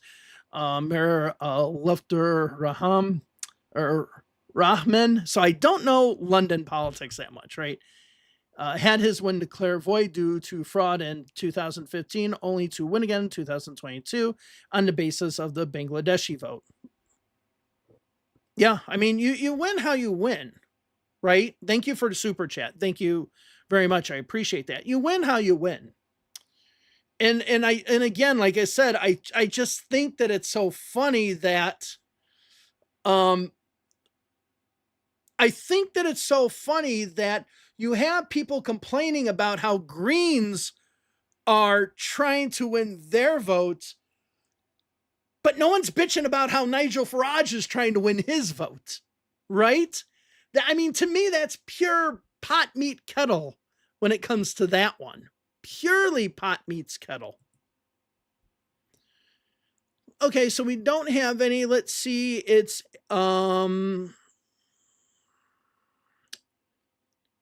so what time is it in the UK? 10 o'clock here will be 3. So it should be 2:30 in the morning in the UK. So we still have a lot of time. Oh, okay, here we go. Skyny is talking about Danish Prime Minister calls a snap election. After surge in support over Greenland crisis. And yeah, they were doing well, then they went down in the polls, and then all of a sudden Donald Trump helped lift their boats. So that's been pretty good for them. Yeah, so we do know it's going to be about an hour and a half until it's declared. But one thing I'm noticing, let me refresh some of these. And wow, hold on 1 second. I'm going to have to turn on that air conditioner again. Because it is getting warm in here. So it's crazy.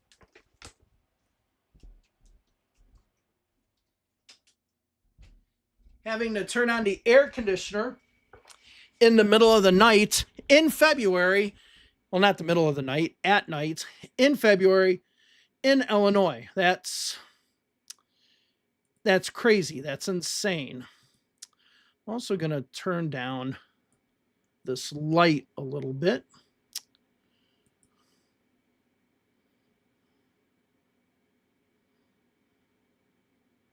Yeah, see, unfortunately, I just can't get BBC because I get the crappy BBC America that's talking about like underwater basket weaving in the Himalayas or something.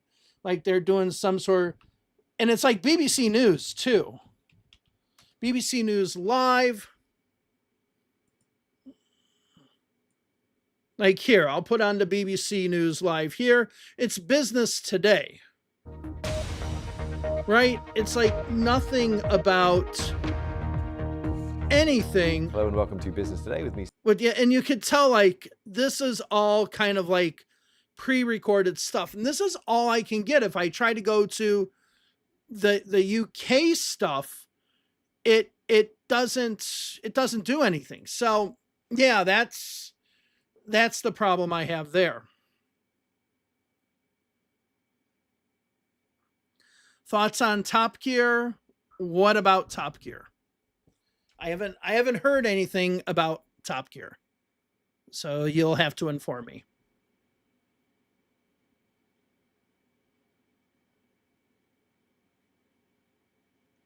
Okay, so live reporting. I mean, I have like right here, this is the BBC.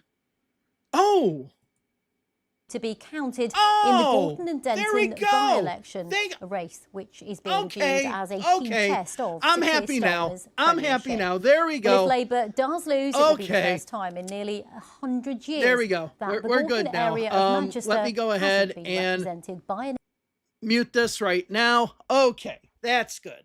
That's good. Okay, seeing familiar faces and all that. This feels better. I mean, I'll keep Sky over there, but yeah, we're gonna focus on the BBC and so on. But I do believe we can keep this up here as long as I'm providing commentary. Okay, which we are providing commentary on this election.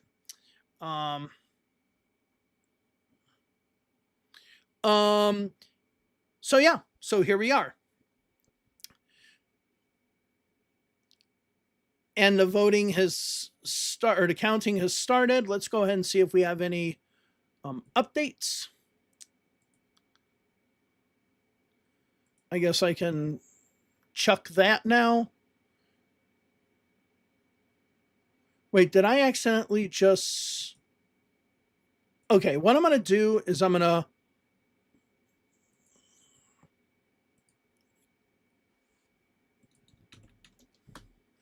do this, open this in a new tab, compared to what so I they got make at the sure, general hold on a election second, let in me 2020. mute that, do that, so I can make sure I'm still getting the news feed from the reports that we have here. Latest update. Labour expresses concern over voting in by-election.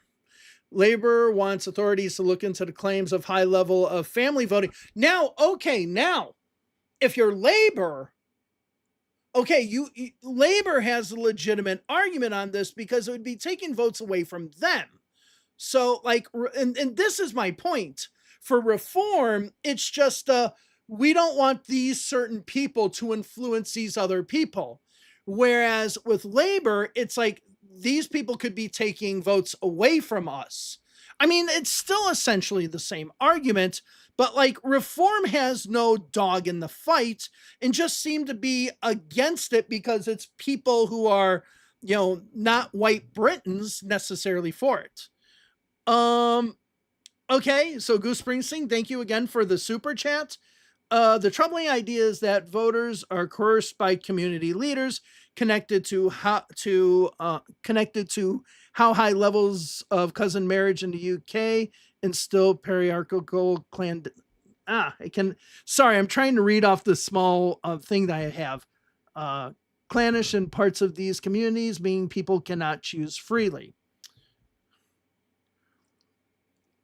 I mean,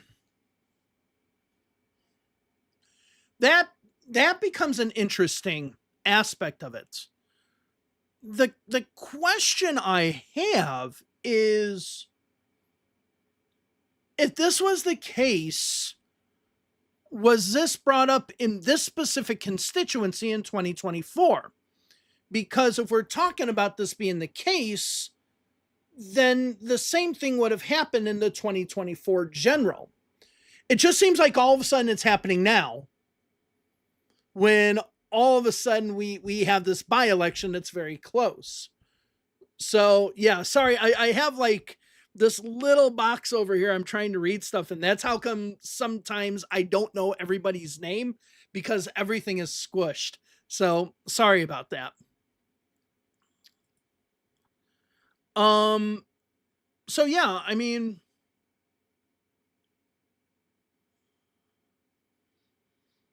but here's the thing. I mean, okay, that's like a different aspect of it, I think. And again, even if there is family voting, the point is that you still can't prove what somebody did in a ballot box. That's where I think you had the legal issue, no matter where you are. If you're in the United States, UK, Australia, Canada, or whatever, you can't prove what somebody does when they're, why did I say the ballot box? When you're at the voting booth, right?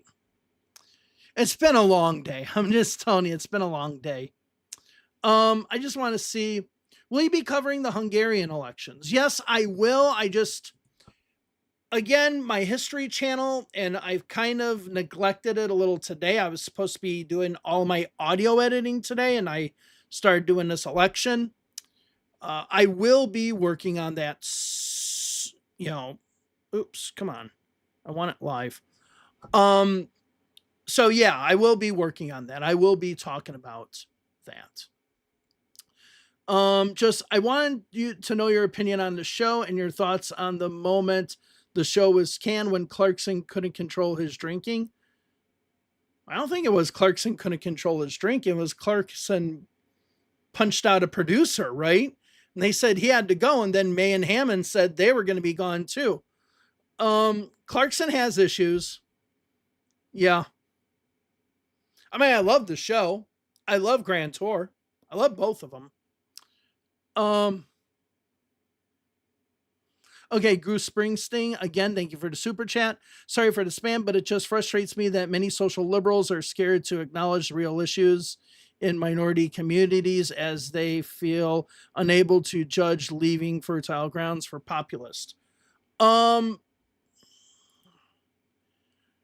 mean, and I think this is one thing that we have to talk about when, and I think this is in the United States as well as in the UK as well, which is that I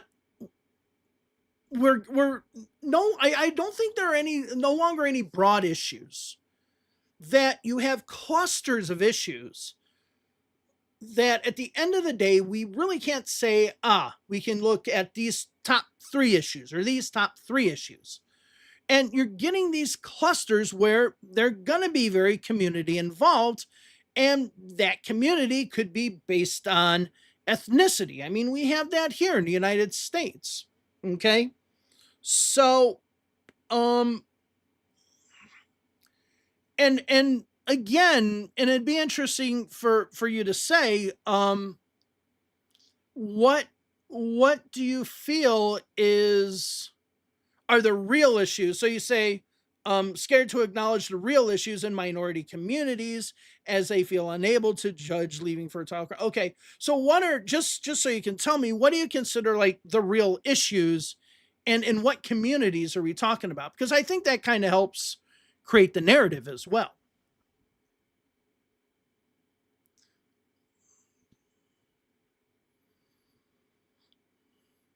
So yeah, so let's see if we got any new news in.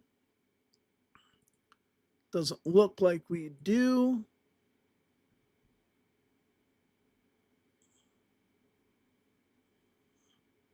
But then again, like, with this whole family voting stuff, were there complaints in 2024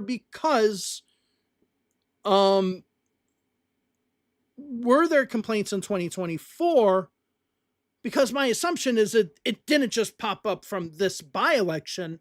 It would have existed probably in 2024 and throughout, right? Okay, Greens are confident.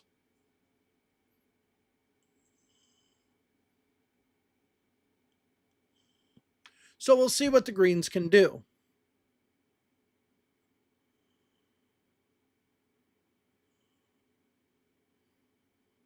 So Ohio Tyrant says, I feel like a lot of economic issues affect the majority of the country regardless of race. Absolutely agree with you. Which is why when we look here at the United States, Democrats constantly doing identity politics is probably not the smartest thing at all. So I think we're going to have to keep it here. I mean, that turnout rate is ridiculously, it's not high in the grand scheme of things. It's pretty low at 47.62%, but it is high compared to what we've seen in other elections. So that is a good start, a good indicator.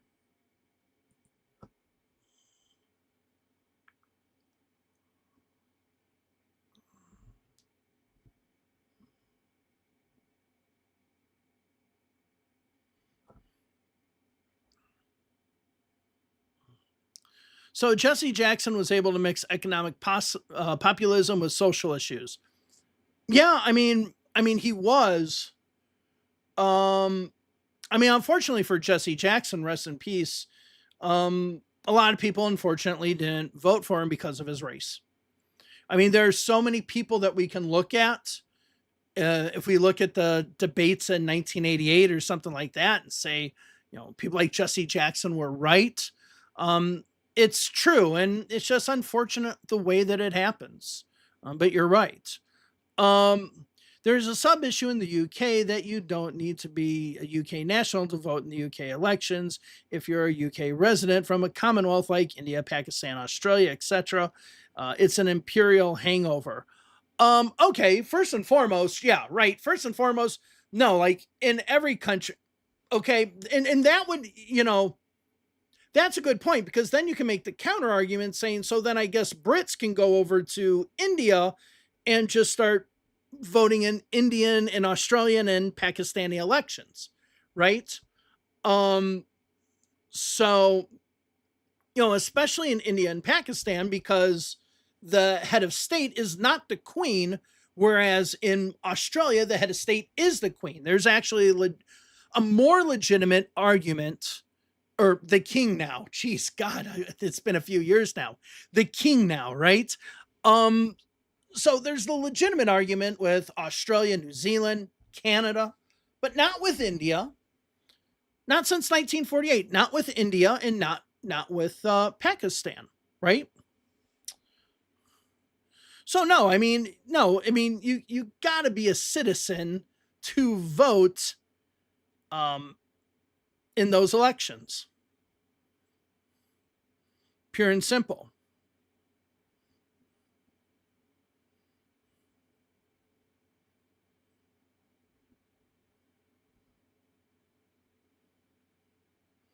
There's Nigel Farage. The dude looks like Bart Simpson. He really does look like Bart Simpson. I mean, okay, when he was younger, he looked more like Bart Simpson. Maybe he looks more like Homer Simpson now. Or no, he looks more like Homer Simpson.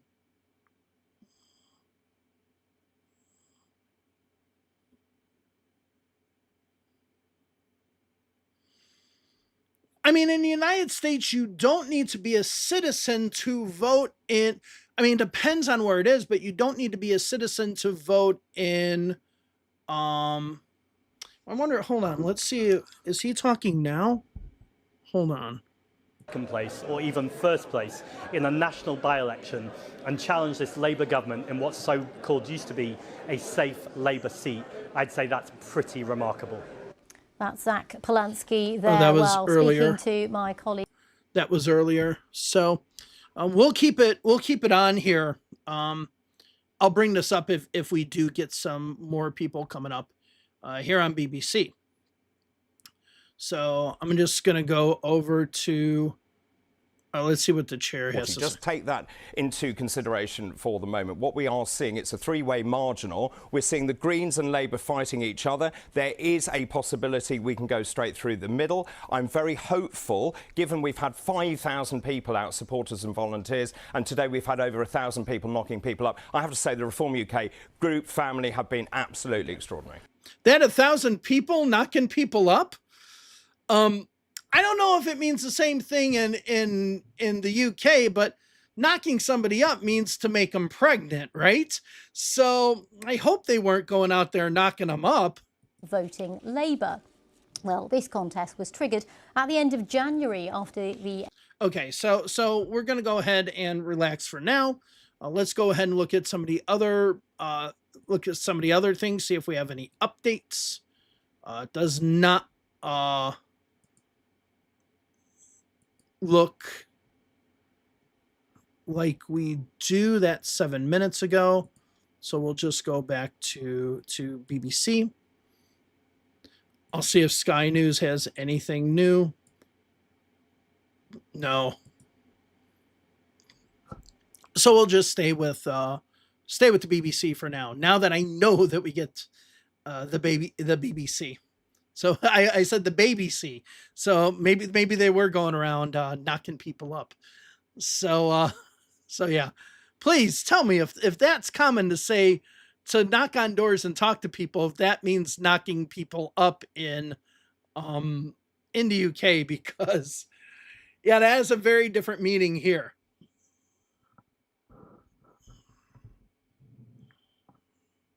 Yeah, see, when it comes now, and people in the UK can maybe make this clear. Did Andy Burnham technically run and then was told, no, you weren't going to be the Labour candidate? Or was it just expressed interest in no? Because that's the latter seems like that's the case. Let's see, this is live. Majority in this constituency that wanted to reject reform. We were obviously all making our differing arguments for why we were best placed to do that, and on the night, on the day, the Green Party have been able to do that, I think, more effectively than we have. But we have fought a positive campaign. We've brought hundreds of our activists out and supporters out, and I've had many of those conversations myself. We've had thousands and thousands of conversations. So Lucy Powell, are you people have really been grappling with that? Are you essentially conceding defeat in what you're saying there? And we've just heard from the Green Party, they say that they are confident now of a win. Well, we don't know the exact result, but I think it is clear that the Green Party have turned out their vote more strongly than we have this evening. If indeed it is to be the case that Labour loses that seat, will you be blaming your fellow members of the NEC for not voting as you did for Andy Burnham as the candidate? Well, look, we had a fantastic candidate in this by-election. Obviously, the discussions about... She wasn't fantastic enough if she hasn't won. And all that we are seeing so far suggests that she hasn't won. Well, look, Andy Burnham has been out campaigning with us nearly every day as well. We've all been working as one Labour team to get a Labour victory in this constituency. You know, the conversations about Andy standing were the story of a few weeks ago, and we have moved on from that. And those decisions were taken at the time because people were thinking about ahead to a possible by-election in the Greater Manchester Mayor that might have triggered as well. But look, I don't want to take away from the fact that our candidate in this campaign is a brilliant candidate. She fought a very positive campaign, offering a message of hope and of unity. And you know, we've been battling hard for every single vote in this constituency. And as I say, I think what is really clear is that there is a majority that wants to reject the politics of division and hate that Reform have been peddling. We would have preferred on this occasion for people to have come to Labour for that. I think looking forward to the next general election, when that would be about who's going to form the government, that would very much be between Labour and Reform at that point, in a way that it isn't in a mid-term by-election. But look, I'm not trying to suggest that there's nothing to reflect on here. Of course there is. We know, and we've been really clear about this in recent weeks, before this by-election was even called, that we have to give a much clearer account of ourselves as a Labour Party, showing our Labour values, telling that Labour story about how we are on people's side and how we are dealing with the issues that they face, particularly the cost of living crisis that's happening. And you know, this just makes us now redouble our efforts to do that and make sure that people understand what we're really about as a Labour government, and that's not been something that we've been able to now get very across as strongly as we would like over recent months. Do you think that the party's lost the argument on foreign policy, and in particular on your messaging around Gaza, which the Greens were very focused on? I mean, actually, that wasn't one of the big issues on the doorstep in this campaign. The single biggest conversation that we all had on the doorstep was about people grappling with what was the right thing to do in order to make sure that the nasty politics of Reform didn't come into Manchester and Denton. Which they don't get that their opponent in this one was rejected. The Greens, there not are Reform. Huge issues going they on needed to around pivot the world, to the Greens, and they never you know, ever our Prime did Minister that. Keir Starmer has to navigate those waters very carefully as he does. But I'm particularly proud that it was this Labour government, after many, many, many years of campaigning for it, that has recognised the state of Palestine, which is the first step to self-determination and to a two-state solution in the region, which is something that's long, long overdue. But actually those issues weren't at the fore of the conversations that we were all having here, and there will be time, I'm sure, to look into what were the conversations we were having. Yeah, I mean, let's talk about that. Let's talk about the Prime Minister. Do you think now there will be more calls for him to step aside, given this loss? Potential loss. Well, I hope not, because... Well, look, I hope not, because I think what we've actually also shown here the last few weeks, something I'm really proud of, is that the whole Labour team has come together as one team. We've had Andy Burnham, Keir Starmer, Angela Rayner, Wes Streeting, myself, you know, colleagues right from the Cabinet, right across the Labour movement, coming together as one team with a united message in this campaign. And I think that's when we show ourselves at our best, and that's when we can... Yeah, but Andy Burnham, I mean, I'll go ahead and play this in a second, but Andy Burnham doesn't need to say anything, right? He basically proved that he was right, and he should have been the candidate, and doesn't have to say anything. He doesn't have to go after Keir Starmer. He doesn't have to do anything like that.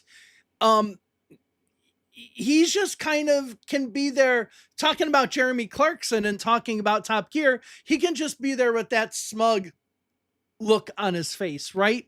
He really can. And yeah, they just misread the election. The party's being accused of making a number of U-turns on various policies, and there are still many questions around, of course, the Prime Minister's appointment of Peter Mandelson to the US ambassador role. You can't skirt around the issue. This is a party that really does have to rethink the way it's messaging. Yeah. Well, I hear people's frustrations, believe me. No one's had more conversations with the voters of Gorton and Denton over the last few weeks than me and other voters as well. And I hear people's frustrations. We have had a huge number of difficult issues to deal with since we won the general election. And they're we do totally need to, skirting the Peter Mandelson thing. Totally we need to make sure that we make fewer mistakes and fewer missteps, and that we do tell a much stronger story about the Labour government and show whose side we are really on and the values that we hold, and that most importantly that we deliver the kind of change that people want to see delivered. And actually here in Manchester, one of the reasons why we found more resilient support on the doorstep in this by-election than I think many pundits and commentators expected us to find here in this by-election. One of the reasons for that is that here in Manchester, people have seen Labour delivering for them over a longer period of time better. But that's a bullshit argument, because if Andy Burnham were the candidate, I mean, granted, yes, there'd be talk about a coup happening, but if Andy Burnham were the candidate right now, and we're talking about this election right now, this would not be a close election. Andy Burnham would probably have outperformed what Labour did in the last general election. Okay? It would not have been close. And yet here we are with a Labour loss, possibly third. So I don't see how they can, I mean, they're putting lipstick on a pig. I don't see how they can make this argument. We believe that they are very confident of a win. Does show that Labour does need to do more to win over voters on the left. We saw that the Workers' Party stepped aside. It's likely that many of those voters went to Labour. Is that a crisis for the party? Does the party need to look at where it is ideologically and look in a bit more detail about how it can win those voters on the left that have deserted Labour?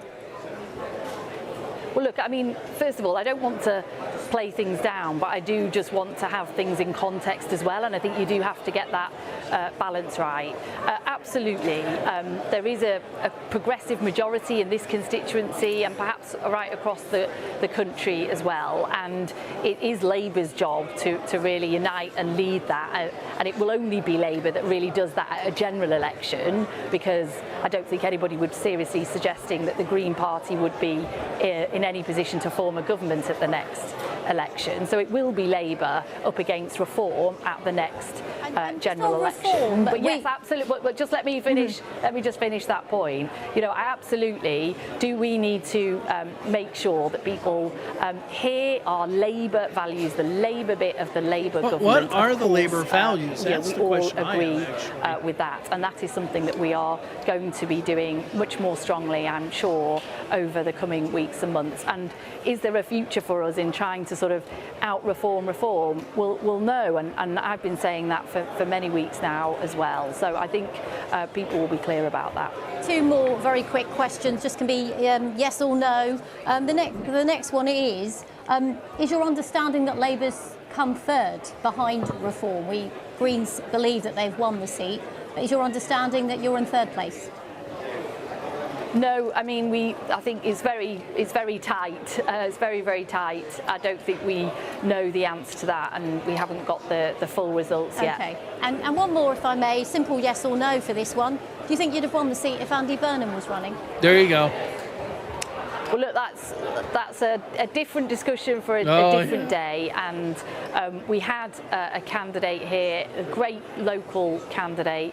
Andy Burnham was out with us nearly every day, helping us to tell wasn't on the ballot. story. We'll see, that's the point. He wasn't on the ballot, and you know, had he won this seat, we would have then been facing a by-election in across the whole of Greater Manchester as well. So that was the decision that took place at that time. That was a decision that we took many weeks ago. We moved on from that, and we put all shoulders to the wheel. Andy Burnham, myself, Keir Starmer, every member of the cabinet, and the PLB, you know, who all came out as well. We all were united behind the candidate that we had and the campaign that we were trying to deliver here. Okay, Lucy Powell, Deputy Leader of the Labour Party, thank you very much for taking the time. Thank you. Let's bring you that breaking news there. And the Green Party is saying that they are very confident of... Okay, so they're very confident of winning. Okay, so we'll keep on waiting and stuff like that. Let's see if there's actually any news from anything else. So, okay, and then this was just kind of going over the interview that they just had.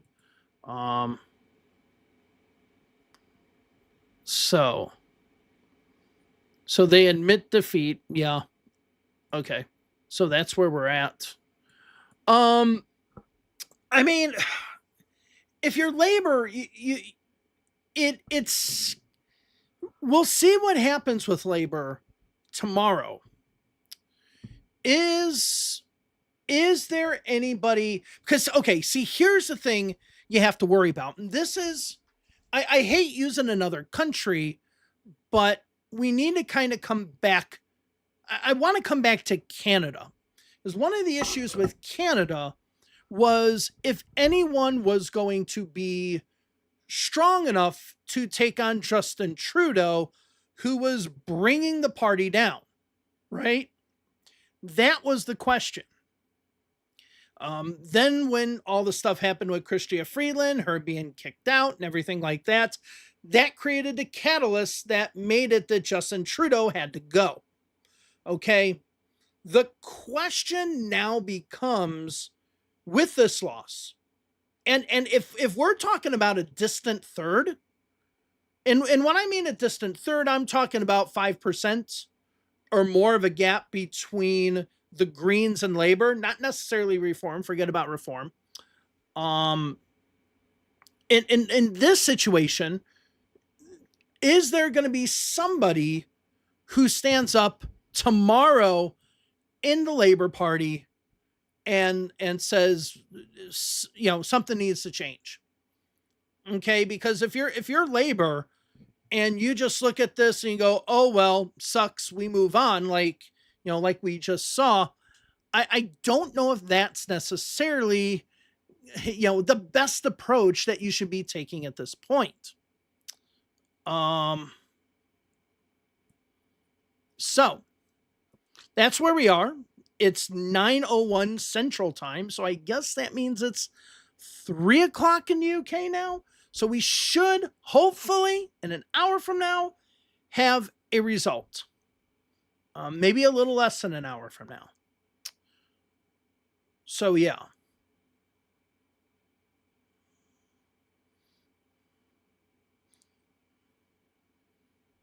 So hopefully it'll be to 331. Unfortunately, I can't get any of my video editing done for the Arizona video tonight. Oh, well.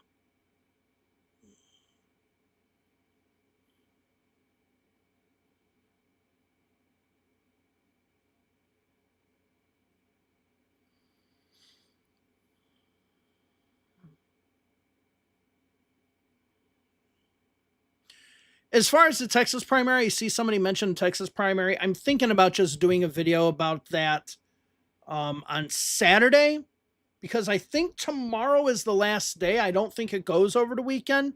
I think tomorrow is the last day of early voting. So I was thinking about doing that Saturday after the numbers came in. Who knows how the Texas primary is going? I mean, really, who knows? Polls are all over the place. The Emerson poll will have Tallarico up by 9, and then the University of Houston or University of Texas poll will have Jasmine Crockett up by 18. It's all over the place.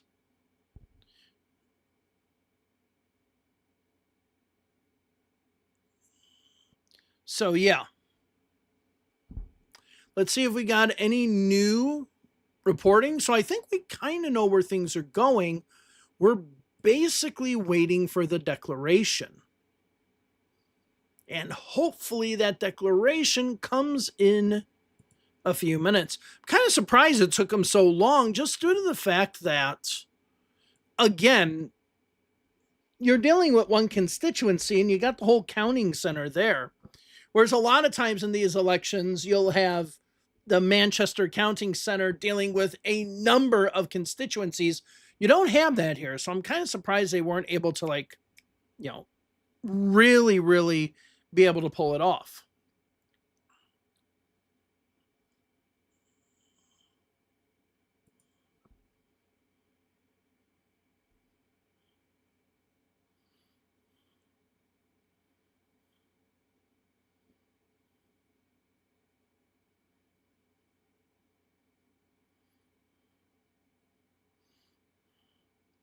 The thing about Emerson is an outlier.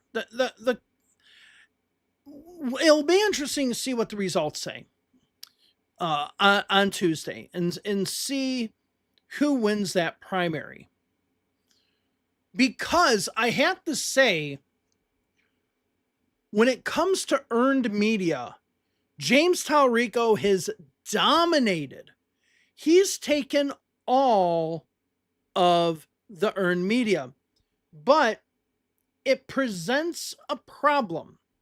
And the problem, if James Talrico loses, it presents a problem that the Democrats need to realize. I'm just going to talk about this while we're waiting for some news from the UK. The problem it presents is that there's a certain segment of the Democratic Party that thinks everything lives, breathes, eats, shits through MS Now or MSNBC or, whatever it was back in the day, right? MSNBC back in the day, MS Now. They think that the whole world revolves around Morning Joe and what Morning Joe says and stuff like that, when the broader electorate doesn't even watch MS Now or MSNBC back in the day. And I do wonder if the James Talrico effect, if he loses, if that was more of a MS Now phenomenon and not a voter phenomenon. Because to tell you the truth, Jasmine Crockett, I think as far as her campaign has gone, she's done well. She's stayed moderate. She has stayed calm, but she really hasn't campaigned that much. James Talrico has been getting significantly more airtime. And if he can't win with that, then, that's an issue. All new polling since Colbert incident shows him ahead of Crockett. First of all, I can't think of any new polling. Second of all, the one that just came out today shows Crockett up by like 18. So The only poll that I've seen that shows Talarico up at all was an Emerson poll back in January. So if you can provide me with the numbers, that'd be great. But I have not seen that.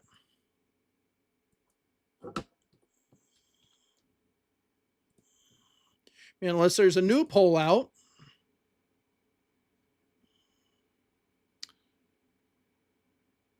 Oops. Right here, University of Texas, Crockett 56, Talarico 44. Okay, so 12 points. Okay, let's go over to that primary. Let's go down here. Crockett 12, Crockett 8, Crockett 1, Talarico 9. That's the Emerson. Crockett 8, Crockett 18. Beto O'Rourke, when he was considered in it, 1. I have not seen any poll except the Emerson poll show him in the lead. Unless there was one released today that I have not looked at, I have not seen that be the case.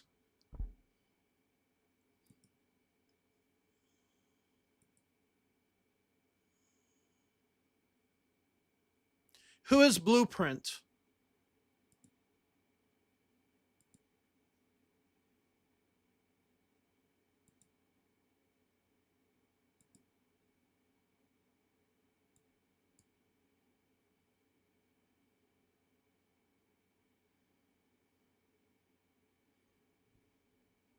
I don't care what Polymarket says.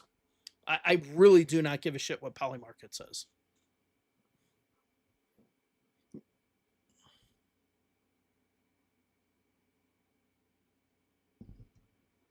Okay, because if there is a new poll, then yeah, I have no idea who Blueprint Polling is.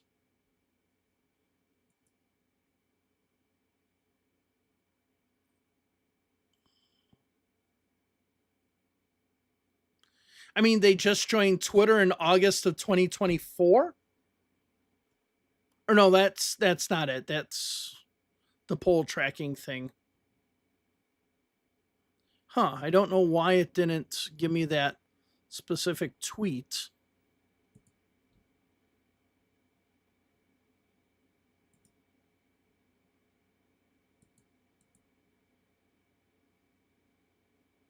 Okay, here we are.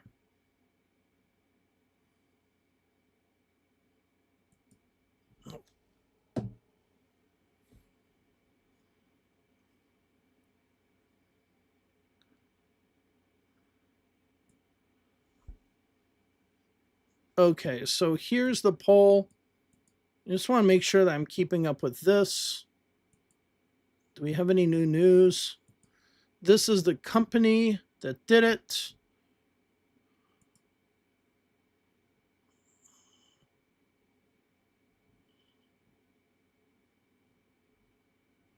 Okay, so they've worked with.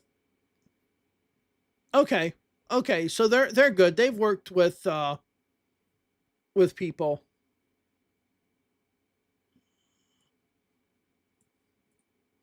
I've never heard of them before. I wonder if this is a spinoff from another country thing. The only problem is I always have is when you don't have the people working within your corporation, I always wonder who you are. But yeah, this is the point. The polls are all over the damn place.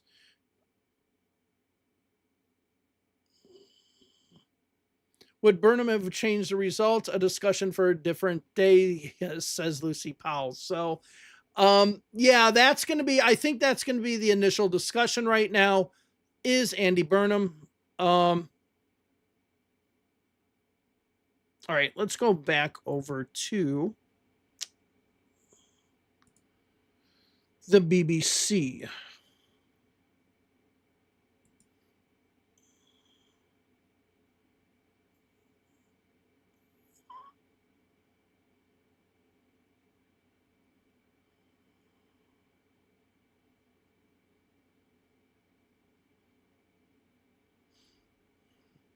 Let's hear the BBC story about what it's about, a sense of direction, or given voters a clear idea of the kind of country he would want to create. He's been very much focusing on trying to solve problems rather than conveying the country with a vision. And because quite a few things have gone wrong, and because turning things around has proven to be quite difficult, particularly on the health service and on the economy, voters have become disenchanted quite quickly. We talk about, I mean, again, we don't know that the Greens have won, but they're feeling confident about it. They ran a campaign, although Zach Polanski might disagree on how much of a balance that was, but they ran a campaign that was very much focused on the issue of Gaza in some of its leafleting and campaign strategy. That's an issue that won't necessarily translate in the next general election, right? Exactly. Well, it will translate in those constituencies where there is a non-trivial proportion of people who identify as Muslim. And those constituencies include, by the way, that of the Home Secretary, Sabina Mahmood, and West Streeting, both of whom had relatively narrow squeaks in the general election. So sure, it's not a foundation that is going to take the Greens to 326 seats in the House of Commons. But it is a foundation, with Labour's position so low, that would certainly be capable of turning the Greens into a significant parliamentary force, given that they are also, the other part of their story is that they are doing particularly well amongst younger voters, including not least university students. And one does think it's, whether again the Labour Party was a bit behind the curve. We are being told that maybe next week we'll be hearing something about changing the repayment of university tuition fees. Maybe Labour might have been wise to have come with that announcement before the voters went to the poll in Gorton and Denton, because at least that might have, because the Greens again have been very campaigning quite strongly on the issue of university tuition fees as well. We're talking about, of course, the Greens and reform. So I mean, I think now we're just waiting for the count when that comes in. So overall, I mean, as we're looking at this right now, the Greens are obviously going to win. People are talking about the way in which they campaigned. And, this is something, if we're going to bring this back to the United States, this is something that Democrats need to learn. You do whatever it takes to win. That they go low, we go high bullshit, right? No, you take whatever you need to do to win. And that's what the Greens did here. They're going to pull it off. Because here's the thing. The Greens are going to win today. The Greens aren't the story. The Labour Party losing a constituency that they could have easily kept is going to be the main story. And how that affects the government. Because let's be honest, this whole entire by-election and this loss came at the worst time for Stammer, right? It came at the worst time when we're talking about Peter Mandelson. We're just talking about Stammer in general. This has really been the worst timing that you could ask for if you're the government. It doesn't seem, and I'm sure the BBC would have started reporting it, it doesn't seem like any Labour MPs right now are coming out saying the contrary. Because I'll tell you one thing, if like a Labour MP, backbencher or whatever, came out and said, like, we should have had Andy Burnham, or this was we need to look at changing direction or whatever, that tweet or whatever, that blue sky or whatever, would be on BBC right now of people starting to question the party. I haven't heard that yet, which makes me think that maybe Stammer will weather the storm when it comes to this loss. And I think what they're going to, they might say it was a Gaza thing. That's what they might say.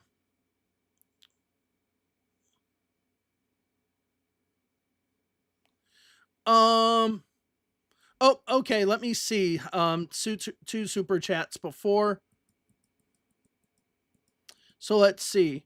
A big issue in UK is first cousin marriage amongst around half of British Pakistanis, leading to extremely high levels of birth defects, disability paid for by taxpayers. I don't know anything about that, so I can't really comment. The Commonwealth voting rights question is in the UK is asymmetric. Brits don't get reverse rights in those nations. It's an asymmetry in the franchise. Yeah, I mean, and we talked about that before. So yeah, as far as the cousin issue or whatever, I'm not going to touch that. I don't know about it. I'm not going to say whether it is what it is. I do not know about that. So yeah. Um and as far as the other thing, I don't know if people from other country are trying to say that they can vote in the UK. I can't attest to that or argue that. I can't say that.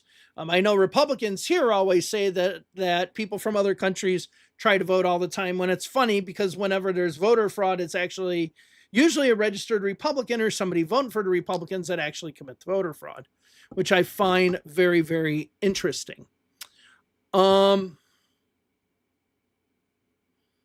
So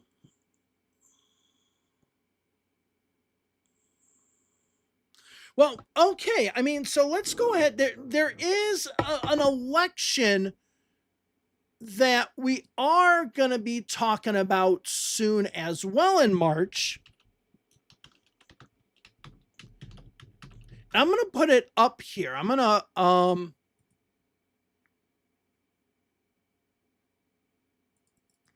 hold on.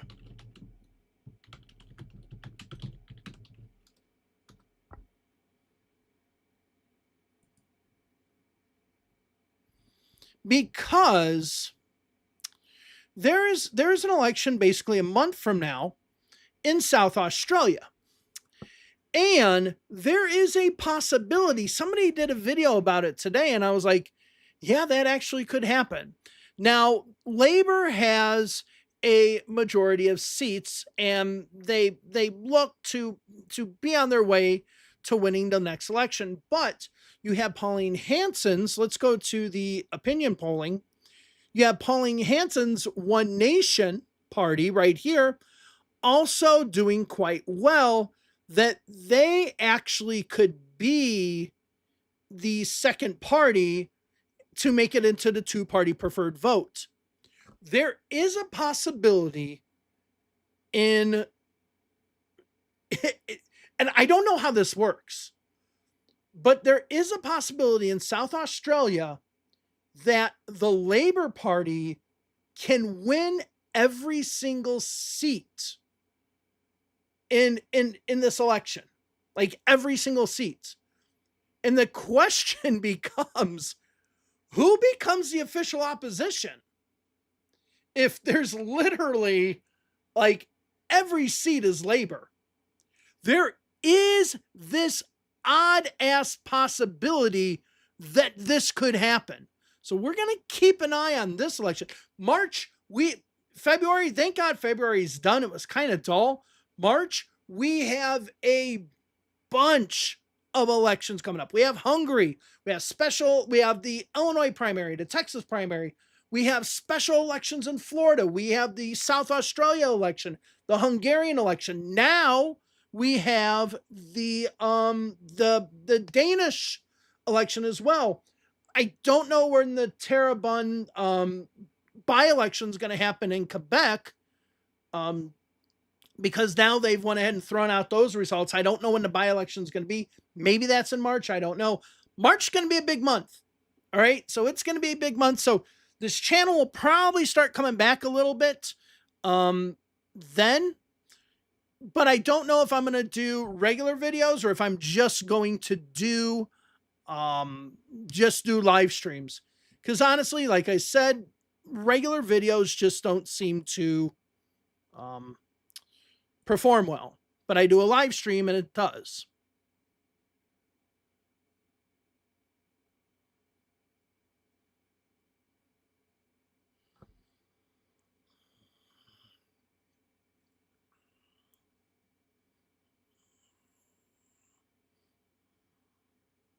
Yeah, I mean, the Teal Independents might win a few. I mean, obviously they would have to make it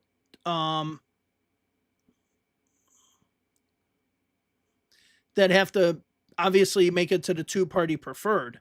The thing is One Nation is polling so much now, and not just in South Australia, but like throughout, right? That they're gonna split the Conservative vote, and I don't think that the change in Liberal Party leadership is necessarily going to bring a change to what we see in Australia. I mean, at the federal level. So, yeah. Let's go ahead and hear a little bit about what's going on there. Gorton and Denton will be making Hannah Spencer, the Green candidate, the MP for this constituency. It's less than 2 years ago that Hannah Spencer went up against Andy Burnham for the Greater Manchester mayoralty. Andy Burnham beat her by 375,000 votes. You know, he has phenomenal popularity, 2/3 of the vote in each Greater Manchester mayoral contest that there's been. So it's an interesting strategy to block the candidate who might win the seat for you. Perfectly understandable reasons why Keir Starmer went down that route, but it was about Keir Starmer's personal political security, that candidate selection, not just, you know, who should be the best candidate for Labour, for Gorton and Denton. I also would acknowledge, you know, Keir Starmer didn't want to risk a wider Greater Manchester mayoralty by-election, which would have been precipitated if Andy Burnham was the parliamentary candidate here, because he might have had the same problems combating the Greens and Reform. But nonetheless, you know, the fact is, if you rule out your best candidate, you have a problem. And the blocking Burnham strategy bought a month for Keir Starmer, but it hasn't bought any longer because the wind is again now out of Labour's sails. Right. And they've got, you know, that horrendously potentially difficult set of elections coming up: the English local elections, the Scottish Parliament elections, right? the English, the local elections are in coming. May. So it's a, you know, I think the problems tonight for Keir Starmer have multiplied several-fold over a temporary strategy. I think it's also worth making the point that Lucy Powell wanted Andy Burnham to stand here. She was the only member of that National Executive subcommittee, True. as the local Manchester Central MP who thought Andy Burnham was the right candidate for this area. Right. So I think there's problems for Labour. That's taking away nothing from the Greens, who clearly have mobilised across the constituency. Their vote has not just been in the majority Muslim areas. Some of those bundles behind where I'm speaking at the moment suggest that the Greens had a substantial vote also in Denton, the Denton part of the constituency. Yeah, that is right. And if they had a substantial vote in the Denton part of the constituency, then it kind of negates this, oh, it was only Gaza, which was the reason why they won, and Pakistani votes and stuff like that.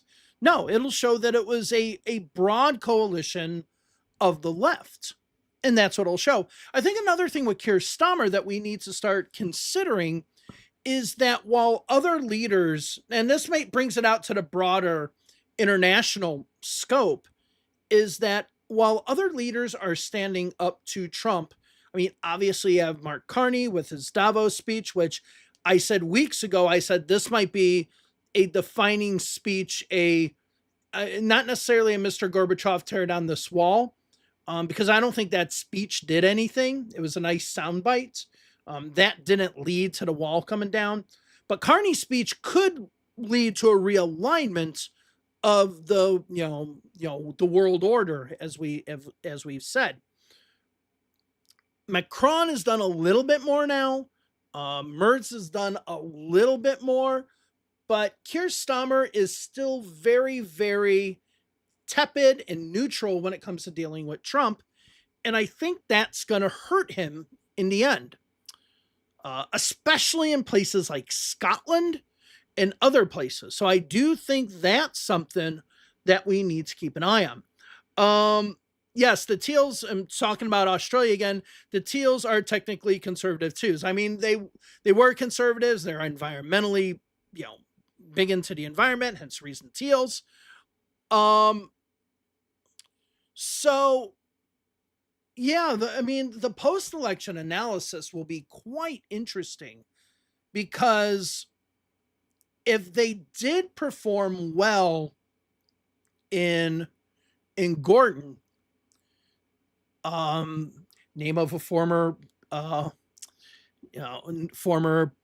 Prime Minister of Australia, since we're talking about Australia, if they perform well in Gorton, then it is a huge blow for Labour.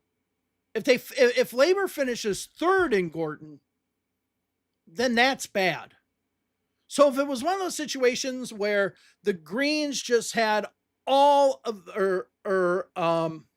excuse me, in Denton, excuse me. You know, if Labor, if the Greens had all of their vote in one and then just died in the other, it doesn't help. But if we have it a balance, then it's totally different. Hold on a second. I had a window that kind of stopped here. Okay.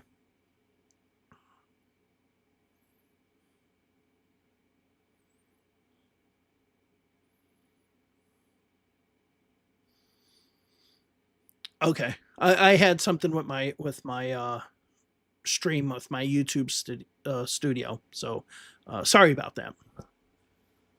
Yeah, see, the thing is about today is like right now I only have 97 people watching the live stream, and thank you all very much who have been watching it.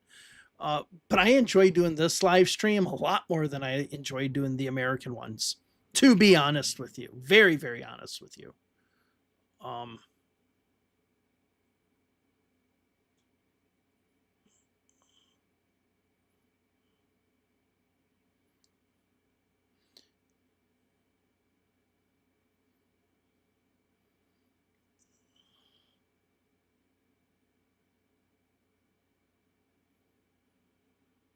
Yeah, so we'll see. We'll see what happens. Okay, it's 9:28 now. I'm gonna go over to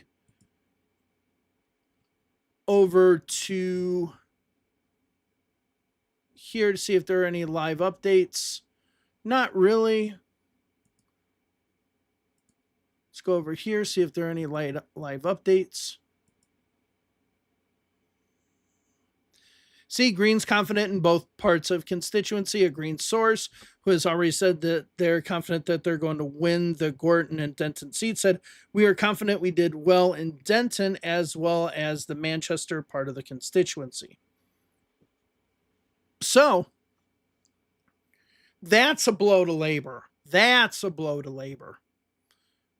And if that's the case, I mean, it says that they're performing well. We're getting an update here. It says they're performing well, but it doesn't say that they won there, right, in Denton. So that I guess is what we'll watch for, and that's what we'll see in the post-election. But now, hopefully, we start getting an idea of when. Hopefully, well, I was just looking at the headline there. Hopefully, we'll get a declaration here in a few. And then we can end the night once the declaration is done.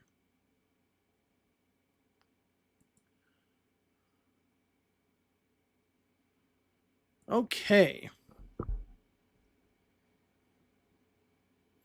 When are the results expected?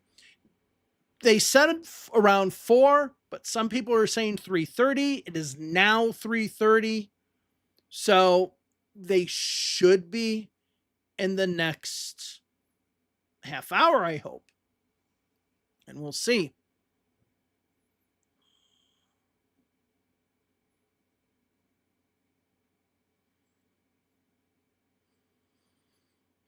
Yes, I'm now I've never been never been to the UK, not even Europe, despite being a European citizen.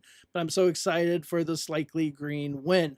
I need to go back to the UK. I love the UK. I need to go back to the UK. And now I am a European Union citizen. Too bad that the UK decided to leave the European Union.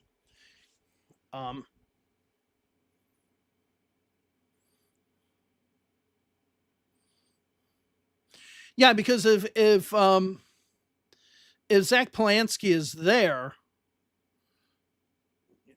then yeah, if Zach Polanski is there, then that means that they're going to probably have the count. They're going to be ready to read the declaration soon.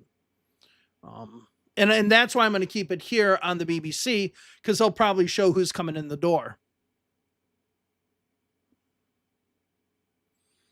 UK needs proportional representation. Like almost all countries need proportional representation, right? Um,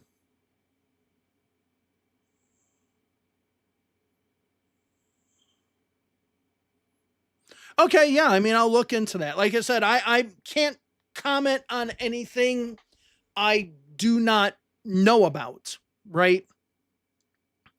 But one thing I have to say is over the last 2 hours, the family voting talk and this democracy volunteers or whatever seems almost quiet down. We're not hearing anything about it anymore. Just kind of weird. Like they were going on it early on, but now it's just kind of disappeared. Okay, so we're starting to see some pictures there. So that's where they're going to make the declaration right there. I like Australia's system. If there's any system that I would want to have, it would be the system that Australia has. It is single member district, but I do like what Australia has. I would want that system here in the US. And my guess is there would be some sort of coalition forming as well, kind of like we have with the National and the Liberals. Because you might have, like, on the Republican side, you might have like a MAGA and a Republican, and then they form something. But who knows? And there's news. I mean, we're just waiting now. And there's news that possibly European Union citizens can move to Australia and work there visa-free for 4 years, during which time they can work to get a work visa to stay there permanently. That's something I'm thinking about doing because I am a European Union citizen, so that is a possibility. All right, so I have a feeling that we're gonna see something soon. Let me just go ahead and look at some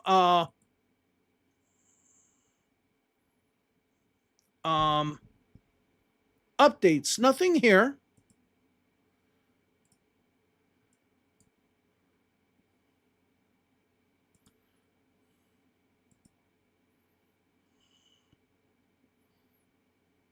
All right, so we'll just keep here. So I have a feeling they're showing the podium now. So that must mean that we're going to get something soon. So yeah.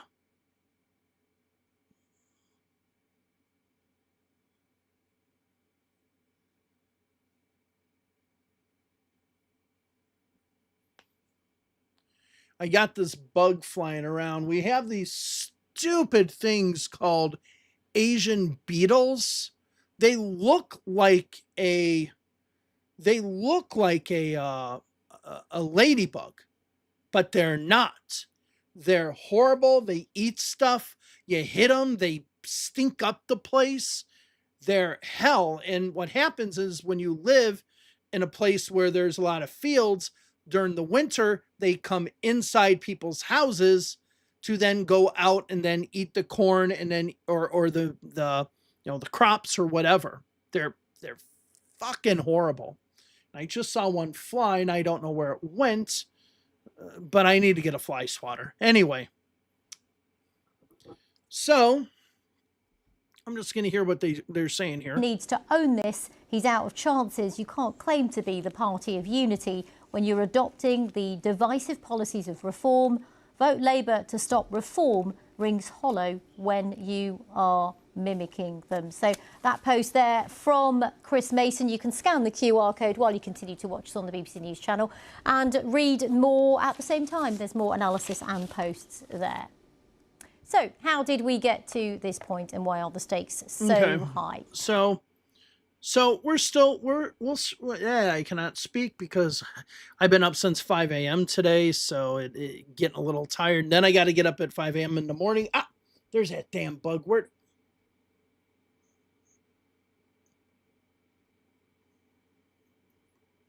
And they fly around like a drunken sailor. And I don't want to kill it. That's the thing. I just don't want it to land on me. I don't want to kill it because if I kill it, it's going to get this big, huge smell that is just horrible.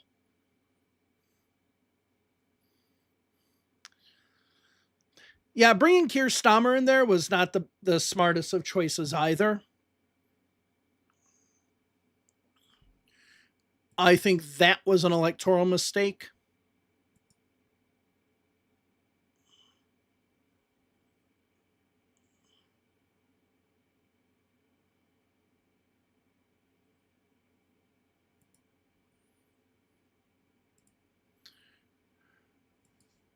Okay.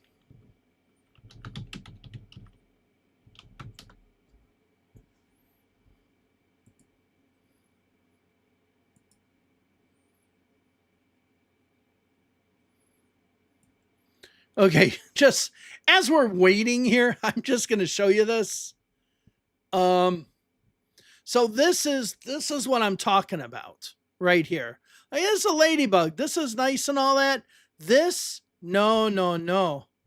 I think here, because see, this is what they can. They're not that bad in my house, but they can get like this.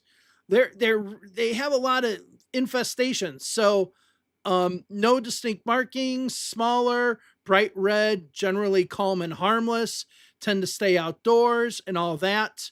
And so you can see they're very similar. So they're slightly larger, often invade homes for warmth, can be a nuisance, can be more aggressive, often invade homes with large numbers, especially in fall.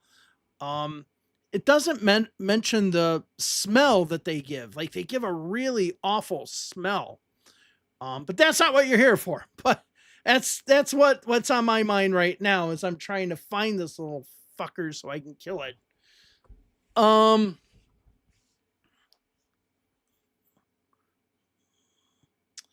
right, so I think we're getting close. I think we're getting close to declaration time. You do see people kind of looking around someplace, so does look like the Green Party's going to win.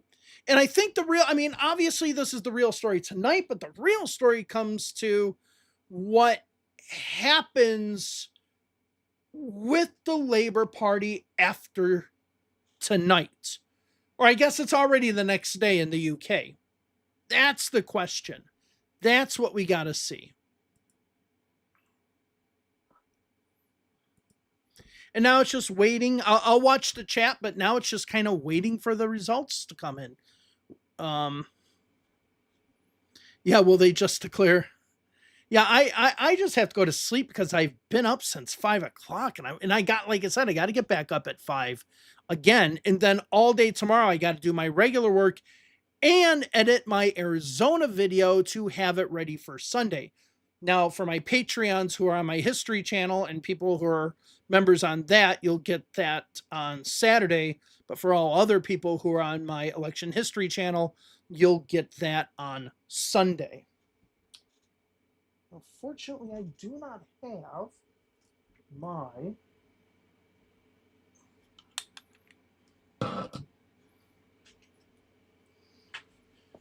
And right now, I guess the question is, I'm just getting my jacket here because my phone's in it.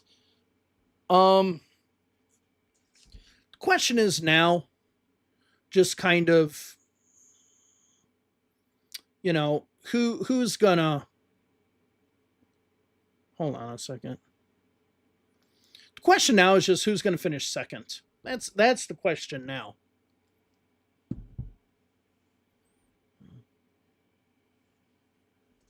Any good books on LBJ? Just, Means of Ascent, right? Anything by Caro. I'm doing Master of the Senate right now.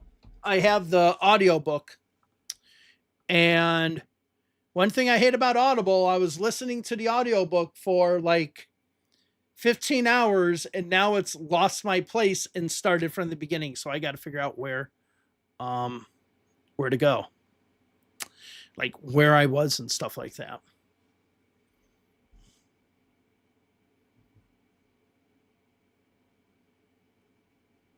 heritage, and that's where the Greens appear to have made a real impact in Burnage. There's streets where there have been green posters up which have never been seen before. I was talking to a Labour canvasser at the weekend who'd been out in Levenshulme and said that they were going through the list of people who committed to voting Labour at the 2024 general election, and most of them had decided this time they were going to go Green. Now after that, I said, oh, does that mean you're going to lose? And they thought, well, no, because that's just a pocket in support of the Greens, that generally Labour would still have the votes across Gorton and other places, even though they're expecting to lose a lot of Denton to Reform to take this seat. But it does appear that the Greens have had a bigger impact than everybody was perhaps expecting, except them themselves. OK, Kevin Fitzpatrick, political Everyone's reporter getting tired at today. The Count. Thank you very much for the moment. Hopefully we'll be back with you later when we have a result.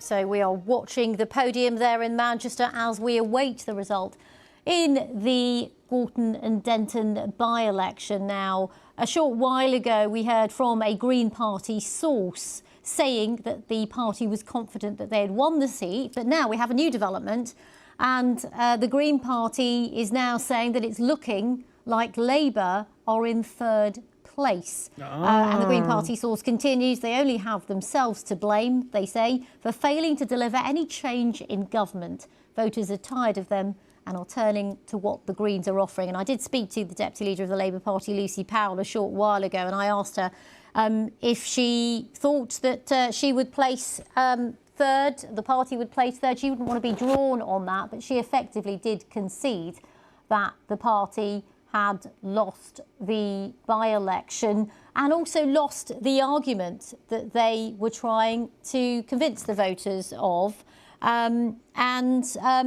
So now we are waiting, of course, for the result. Right, so we're waiting for the result now. I mean, I said coming into tonight, I was like, if the gap between Labour and that's definitely not the person giving the declaration. So I was thinking that if the gap between Labour and Greens is 5%, with Labour being third, then that is a huge problem for Labour. It looks like we can be in that territory today. And then the question is, when we get up in the morning, what MPs on the Labour side are going to be saying what? What is the argument going to be? What are people going to be saying? I have not heard. Now, maybe because there isn't any official declaration yet, maybe some of you who are in the chat have been looking at what certain MPs are saying in the Labour caucus. I'm not on Twitter, so I don't know what's happening on Twitter. I left Twitter a long time ago, actually a year ago, right? Or no, almost a year and a half ago. So a friend of mine who is big in the polling world for the Democratic Party told me to go on to Twitter, and I told him I'm only going to be on there for a few weeks. He was like, okay. As soon as I was on there and the election was over, I got off of Twitter. I'm not going to give Elon Musk any money. Fuck him. Anyway, so we'll see what happens.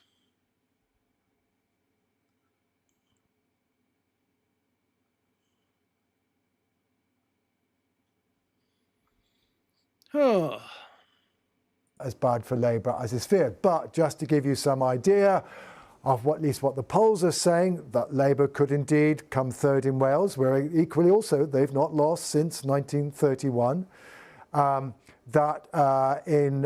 It's Labour's misfortune that there are a number of the big metropolitan councils outside of England that are traditionally, outside of London, that are traditional Labour territory, which voted heavily for Leave, that looked like prime Reform territory, where all the council is up for election, Sunderland, Barnsley, and where therefore there is a risk that Labour find themselves losing very heavily, losing control, maybe even Reform gaining control. And then fascinatingly, and again perhaps even more fascinatingly in the light of tonight's result, the Greens already have a quite notable local government base in parts of London. and it's a local government base where they are potential challenges to Labour. And I think now the interest, a lot of these. Yeah, this will be interesting. And then, just a remark, maybe Zach Lansky will be on more mainstream political shows. I don't see how you cannot put him on there now, right? This is big. And what makes this by-election so much more important is that the turnout rate is essentially exactly the same as the 2024 general election, right? Basically exactly to say, oh, what's happening here, camera? Get your shit together there. No, is there an earthquake or something? Come on now. Anyway, the turnout rate being as high as it was is makes this so much more of a significant result. You can't now, if you're Labour, you can't sit there and say, well, it was a low turnout rate. Anything can happen in a low turnout rate election. So therefore, yeah, we lost, but half of the people didn't vote. And the people who would usually vote for us in a regular general election just didn't show up this time. And, that's our fault for not getting them out. They don't have that excuse. And that's the big story here. That is the big story. Yeah, that cameraman, now he's just back to where he was before.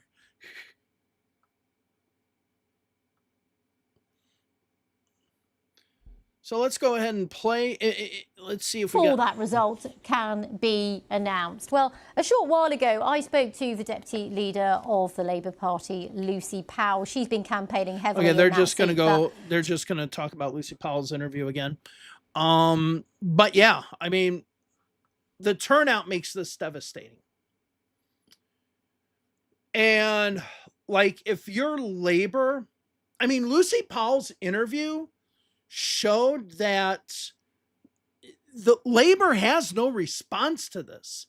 Like, her interview was pretty bad. And she advocated for Andy Burnham. I forgot about it. She advocated for him. And she's the one that they put out there to the attack dogs, when at the end, she knows she was right. Andy Burnham knew he was right.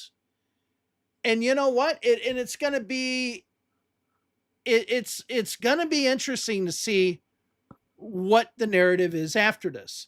Is the narrative going to be everyone goes after Keir Starmer's head, or is it going to be you should have had Andy Burnham?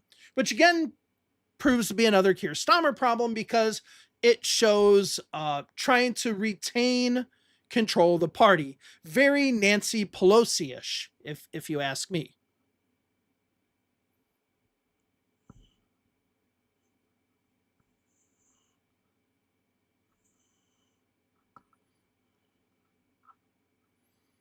Okay, the candidates are showing up, so that means we are going to have a declaration quite soon. So yeah, they're pretty spot on, nearly with 4 a.m.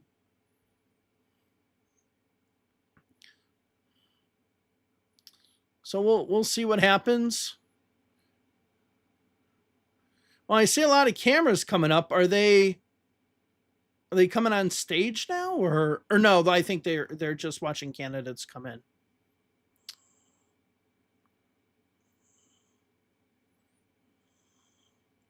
Dave, how likely do you think a lot of establishment Dems get primaried for Bernie Kratz and safe blue seats in the next couple of months?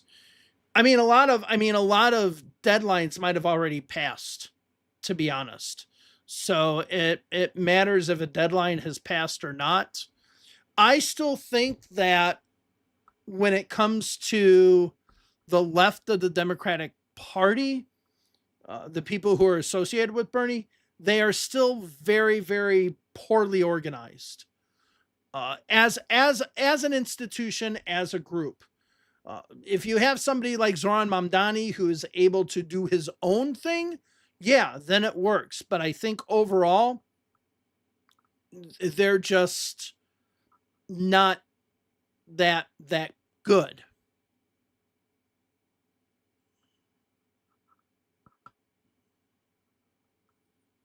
Yeah, like I think like in Florida, for example, somebody can still file, right? Can't file here. The primary is just in a few weeks from now. I already voted, so you definitely cannot file now. I mean, in some you might be able to file as a write-in candidate.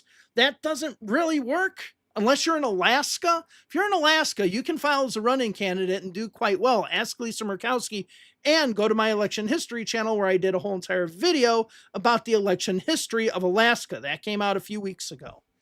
So you can go ahead and check that out.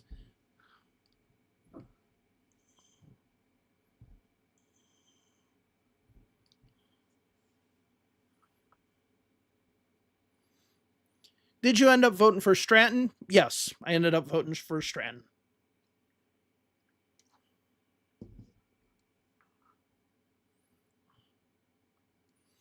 Okay, this is a good thing, and I guess I'll bring out my point since we're waiting for the count here. What would a good organization look like for American progressives? Okay, progressives are not focusing on, okay, the Republican Party and the Democratic Party are different.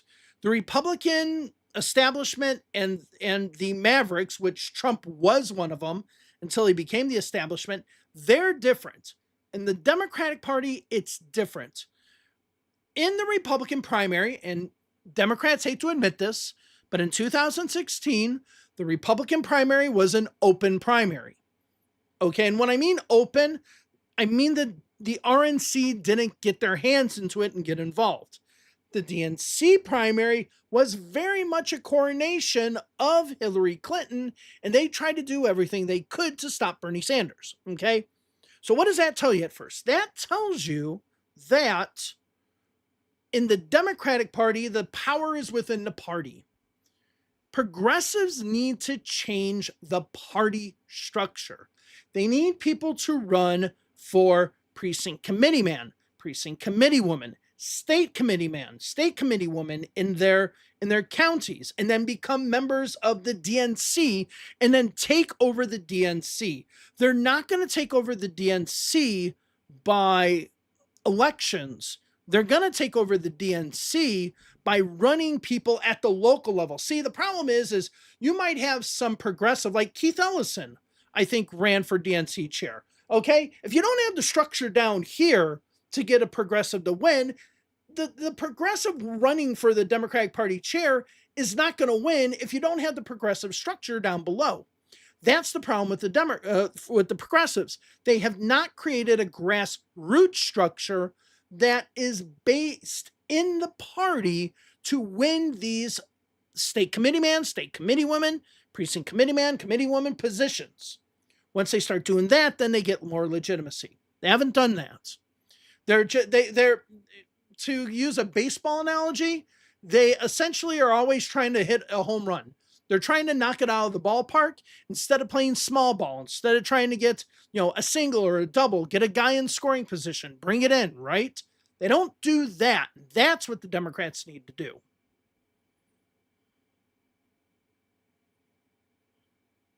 Let's see if we hear anything. People within the party will be a bit concerned about the fact that if the result goes as expected, they haven't quite been able to get over the line here.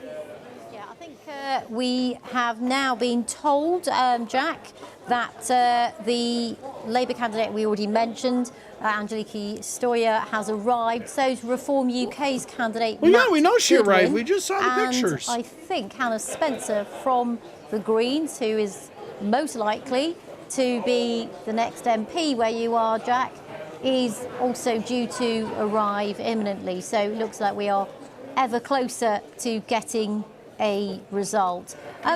Jack. So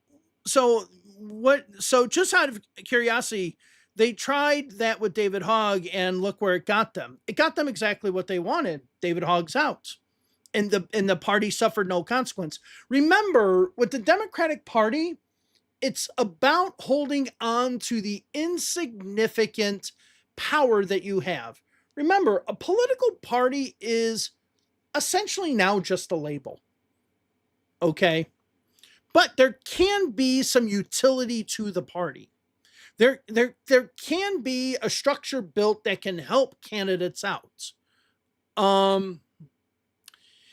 Okay, now, even though I'm a person that, and I'm not going to say I'm a progressive, I'm going to say I'm very moderate, because when it comes to certain social issues, I'm pro-choice, and so on. But when it comes to issues of, trans issues and all that, I'm very much closer to the Republicans than I am the Democrats. And the problem is Democrats will then yell at me for that. And I'm like, well, if you're trying to win my votes, maybe you shouldn't yell at me. Anyway, I'm very, very left when it comes to economic issues. Very left. Okay. And with that being the case, I consider myself kind of this radical moderate. That being the case, Ohio Tyrant just said, Ken Martin has been a pretty decent DNC chair, all things considered. I agree. Now, a lot of progressives will go out there and say, oh, he's a bad chair because he's talking about getting the billionaires. Well, first of all, you need to get money to run elections, but he's done something that I think is very, very important. He is really focused on state legislative races and local elections. That is another problem that the Democratic Party has. Again, they're trying to win the presidential race and the U.S. Senate race. They're trying to hit the ball out of the ballpark instead of trying to win legislative assemblies or state house, state senates, or county commissions or city councils or mayor's races. They don't do that. And I do believe that Ken Martin has gone in the direction of trying to win those lower seats and lower offices or smaller offices, I guess I should say. Because I lived in Florida in the 1980s and the 1990s. I was involved with Florida politics. I saw how the Republicans built themselves in Florida. That's how they did it. They didn't just start running people for governor all of a sudden. They built up the state house and the state senate. They built up the county commissions. They built up the, like the mayor of this city, that city, or the other. They built this up. And Ken Martin's doing that, which I very, very much like.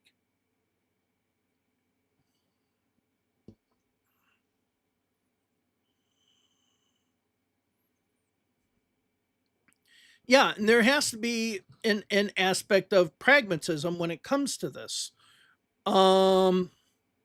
See, now I would say I'm a socialist. I would say I'm a socialist because socialism is an economic theory. And this is the thing about like Republicans. They don't understand that socialism is an economic theory, while communism is a political theory that is based off of the economic theory. They just have no concept of what that is. They just think communist bad. Okay, I'm very much a socialist because I don't think socialist has anything to do with, as we call social issues. It's an economic progressivism. I very much am that. Actually, I have been reading this book and I keep on restarting it, and I want to do it again while we're waiting for this. It's about the rise and fall of the Communist Party in the United States. So it's called Reds. And it's very interesting because you see the split between the socialists and the wobblies and all that. So I'm going to delve into that, and I want to make a video about that book.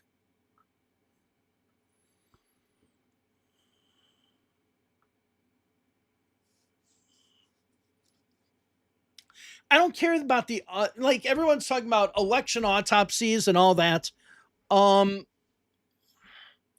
Election autopsies are stupid to me. I mean, like in 2012, Michael Steele and all them, they did the autopsy after Mitt Romney lost and said, oh, we did all these bad things and all that. Trump doubled down on all those bad things and won. To me, a political party is the worst thing to look. I mean, they're trying to examine themselves and say, what's wrong with us? Okay. And I truly believe that you really have to have outsiders or somebody that doesn't have any skin in the game to evaluate why you lost. But that just doesn't happen, unfortunately. It'll be interesting to see if that happens within Labour in the UK, because now that this loss is going to happen, I mean, we're going to see it here in a few. As soon as this loss happens, what does Labour do? Do they get insular, or do we start seeing some heads roll? It's going to be an interesting 24 to 48 hours, I have a feeling.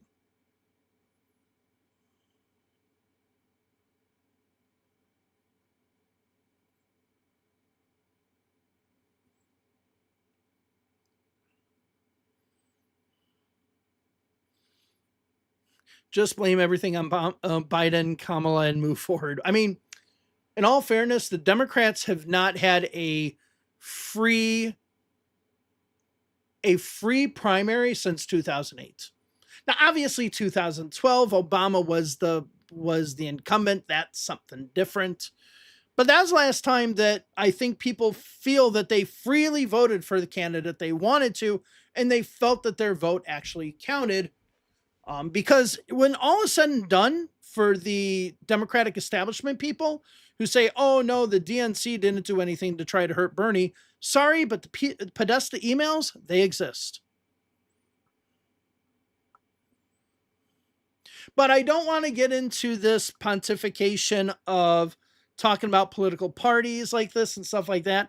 I want to keep this channel to campaigns and elections, and numbers and all that, because it is funny that somebody put in a comment that I ended up hiding, saying that I wasn't as entertaining and as good as at motivating the left as the other channels, so therefore my channel sucked.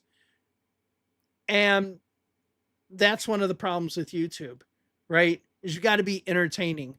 Now I've just decided to do this channel, say I'm not going to be entertaining. I'm just going to say what I want and focus on campaigns and elections, and that's all.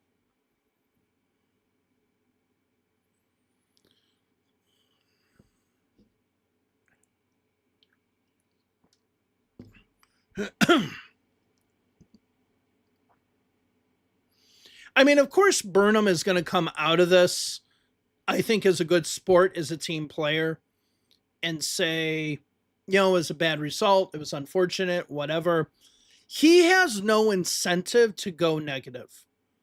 But other people on his behalf have the incentive maybe to go negative. Because I assume if there's going to be anything that goes on in the Labour Party, it's going to be in the backbenches first, right? They have nothing to lose. If you start seeing some deputy ministers all of a sudden say things, and then the boat's rocking. I don't think we're going to see that.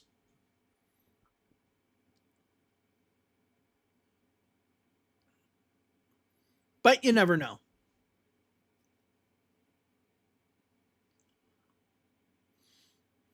Is there a chance Greens win the most seats in 2029? I mean, we don't know what can happen between now and the next election, right? Anything can happen. I think that's what Keir Starmer is kind of betting on, saying, hey, this is a bump in the road, but once the next election's called, no one's going to remember the Gorton and Denton by-election, right? We're all on it right now. We're all focusing on it now. But he's like, hey, let's let this ship get across the ocean, no matter how hard it is. And people will forget about those bumps and puking off the deck and stuff like that early in the journey.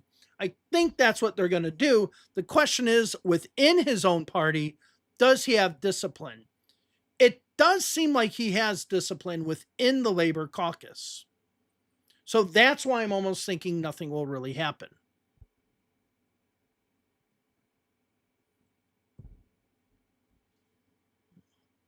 But we'll see. We'll see. I think the next 48 hours are going to be very, very important.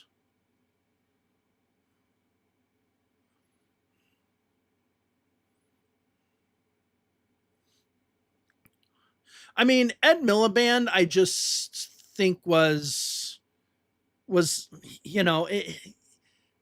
there were those streaks of just bad leaders. I'll be honest with you, I'm kind of surprised Keir Starmer actually won, this is where I think you need to look at the differences, right? Keir Starmer probably won because people rejected the Conservatives. Whereas the other big landslide, 1997, Tony Blair, he won because people liked Tony Blair. I don't think this was a big, we really want Keir Starmer to be our prime minister. But with Tony Blair, it was that, right? So, and he won against John Major, who, for all intents and purposes, had his issues, but, he was supposed to win before. He was supposed to lose before and didn't lose the election. He actually won. So I think the Keir Starmer landslide is a different dynamic than the Tony Blair landslide that we had in 97.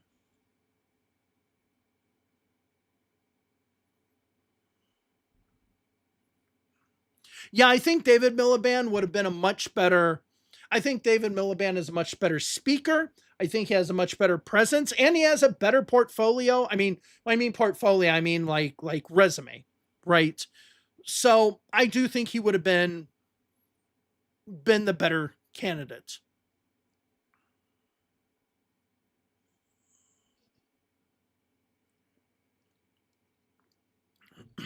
Keir got almost 10% less of the overall vote than did Blair. The Labour Party did. I mean, that's because of the fracturing of what we have now, right?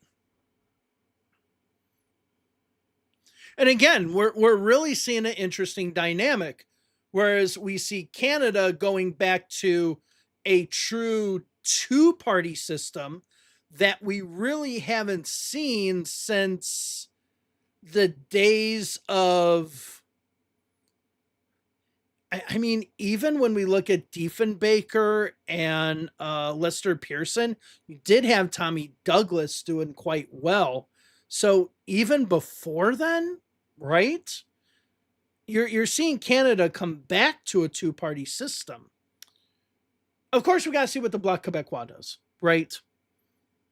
Whereas you're really seeing the UK expand into this multi-party system that does not include the Lib Dems. And to be honest, not necessarily in this by-election, I thought the Lib Dems were going to start increasing more and more in the polls. Okay. It seems like the Lib Dems have a really good message and Daisy doing what needs to be done. But for some reason, it's not gaining any traction. So it'll be interesting to see what happens with the Lib Dems. Obviously, they're not going to do anything here. This isn't their kind of constituency. But I'm kind of surprised that we're seeing a fragmentation of British politics, and the Lib Dems aren't part of that fragmentation. Like back in the days of Charles Kennedy, Patty Ashdown, and others.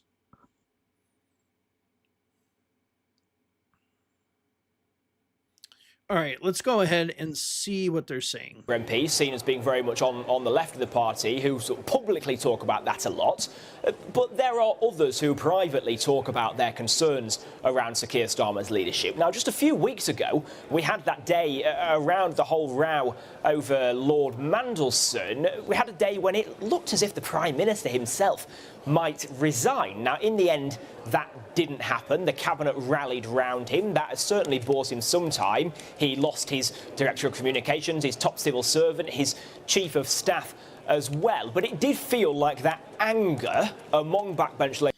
Well, this is one thing I want to mention really quickly on back of this, is that, of course, the Cabinet is going to rally around Keir Starmer, because if there is another leader that comes in, they're not necessarily guaranteed their jobs or their portfolios, right? So if you're not guaranteed your portfolio, why would you change horses? Yeah, he's unpopular, but I, as minister of whatever, can continue to be minister of whatever as long as he, regardless of him being popular or not, is the prime minister. So by all of a sudden standing up and saying this, you better have some guarantees from somebody else that you're going to be in a different position if they take on Keir Starmer. And if that person takes on Keir Starmer and loses and you're on that losing side, then you're no longer going to be minister. So that's why I don't think that Keir Starmer will resign, because he has the backing of the big people in his party, and they need him there in order to keep their portfolios. Streeting was seen as being the cabinet minister closest to Peter Mandelson. That has potential difficulties for him there. We know there are still documents to come out about Peter Mandelson's appointment as the UK's ambassador to the US. Angela Rayner is still... So the one thing I want to say is with British politics, because somebody asked who's winning, there isn't the who's winning in British politics, it's who won. Because they count and then they do a declaration. So they don't like count the votes per precinct or whatever, or per polling location, like we do in the US, and then declare it with each polling location. They count all the votes and then do a declaration. So we always will say who's won. Now, I guess we could say who's winning if we're looking at the general election, looking at all of the seats. But yeah, we're just checking out who won, which should be, it's past 4 o'clock, people. Come on. It would be very interesting to see if he was able to prevent Andy Burnham from becoming a Labour MP again in the future, if the opportunity came up. I think we can now see some candidates arriving. Jack, I'll let you take the lead on this because you're in the room, but I do think we are starting. We're showing on the screen, certainly, some cameras going up, lots of flashes. Yes, so I can't see the exact pictures that you're looking at. However, I'm looking to my right and I can see there they are. The Green Party's candidate Hannah Spencer and also the leader of the Green Party, Zach Polanski, are just walking through. You may see they're about to walk into the shop behind me. We'll have lots and lots of journalists. And I hate to sound rude, but she does dress like an elf.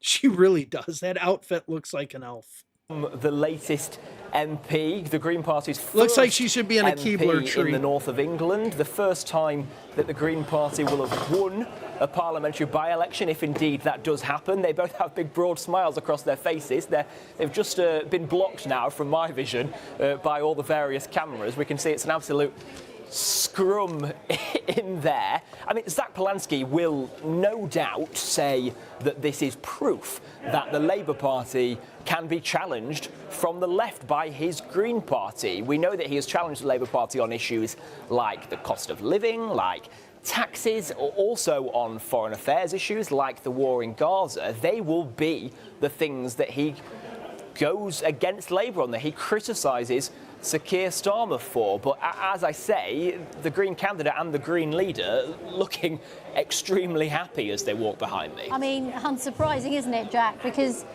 if that result is as we all expect, she will have made history. She will have made history. As I say, the Greens have never won a parliamentary by-election before. I mean, this was a seat that Labour won with a 13,000 majority at the general election in 2024. It's not the sort of seat that the Green Party were targeting then. So the fact that they have been able to, we think, defeat both Labour and Reform is a really big moment, I think, in British politics. And as I say, I think clearly it would be very, very good for the Green Party. As far as the Labour Party are concerned, I think it would fuel calls from people like the Deputy Leader, Lucy Powell, for Keir Starmer to move to the left on certain issues. There is definitely a feeling within some... All right, so people are coming through the hall now. People are coming through the hall. There's nothing... Obviously, something's going to happen soon, but we only see the Green Party candidate. We don't see Labour. We don't see Reform or anything like that. So we're going to wait and see what else happens here, and so on. So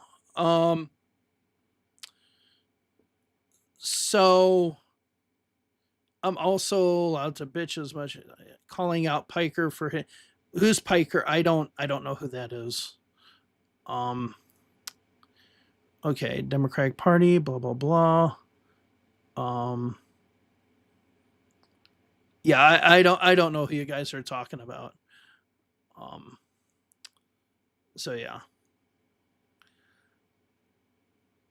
So yeah, let's see what happens here.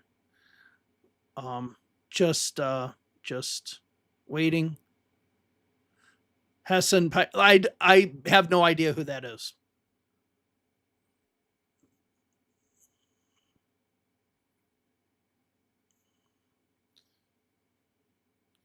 Well, come on. I'm hoping that we get, okay, are we getting some more candidates? Are we getting candidates from the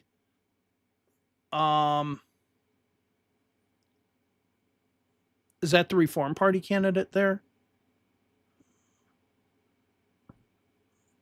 Yeah.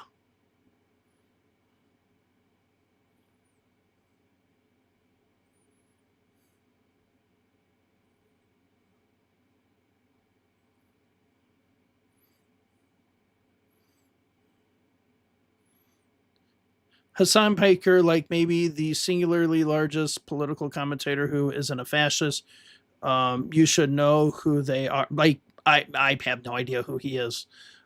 If he's on YouTube and probably doesn't really talk about politics, acts like he knows about politics, but doesn't, and is more of an entertainer than somebody into politics, then I probably have no idea who they are. I really don't have time for those people.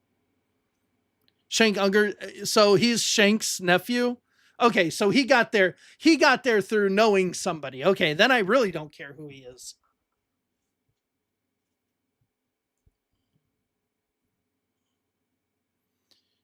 And I think that's something that people need to realize is like when they say, oh, Joe Rogan and this, that, and the other, shitload of people don't know who Joe Rogan is and are not voting based on Joe Rogan and these other people. Like this Hassan Piker guy, like no one's voting. I mean, maybe some people are voting because of him, but it goes back to what I was saying about, MS Now and stuff like that. A lot of people in the Democratic Party think that everybody watches MS Now. No, look at their ratings.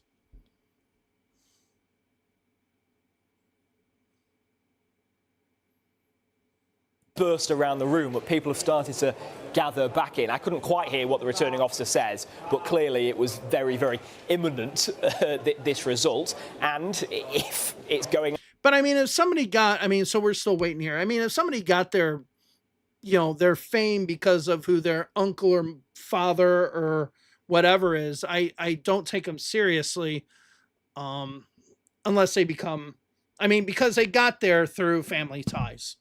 Okay, the question is, would they have gotten there themselves? George W. Bush would not have been president if his dad wasn't president.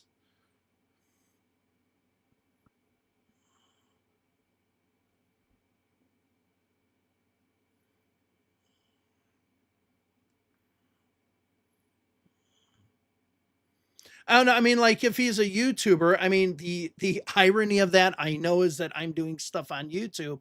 But if he's a YouTuber talking about politics, I find like there's only one, like literally like one person who I have been watching when it comes to politics on YouTube. And that's the Leah Miller that I mentioned before, right? She's the only one that I think is actually intelligent and actually not, lying. So yeah. All right, so we don't have any of the candidates on stage yet. I haven't seen I know the Liberal candidate I'm stuck in Canada. I know the Labor candidate is there. We saw her enter earlier, but she isn't near the podium.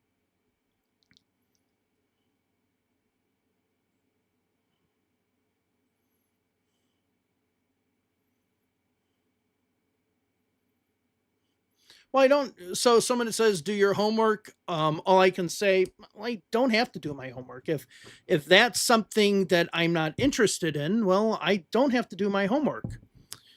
If we want to talk about the esoteric aspects of voting districts in Ohio and you don't know about that, then I could say to you, do your homework, right?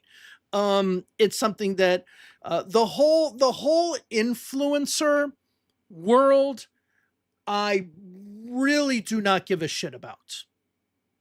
Because I think in the grand scheme of things, as far as politics, they're not really influencers. And if they are, they're preaching to the choir, and those people already know how they're going to vote. They're not technically influencing.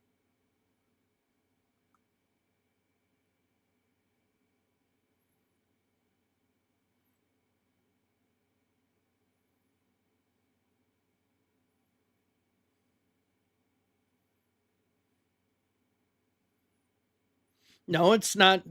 You only do homework for stuff that you're interested in, right?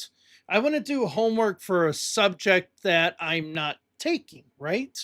But hey, if you're into influencers and people like that, and you think that's important in the grand scheme of things, knock yourself out. I try to have my political knowledge at a little higher of a level, and chances are, if it's Schenk's nephew, that tells me all I need to know right there.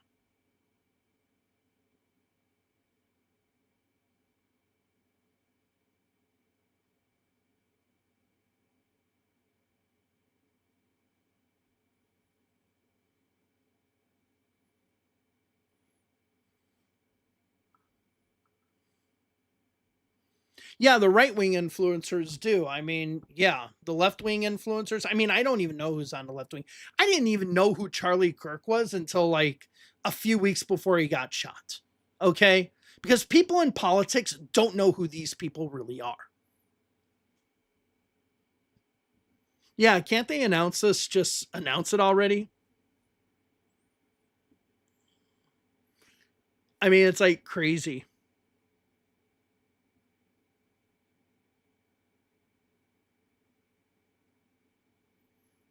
I am very exposed on this chain. I don't even know what that means. Can you like write that in English, please?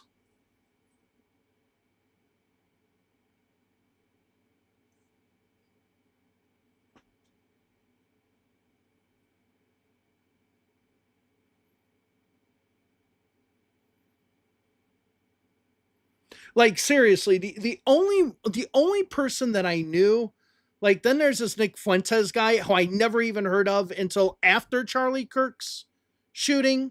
No idea who he is or who he was.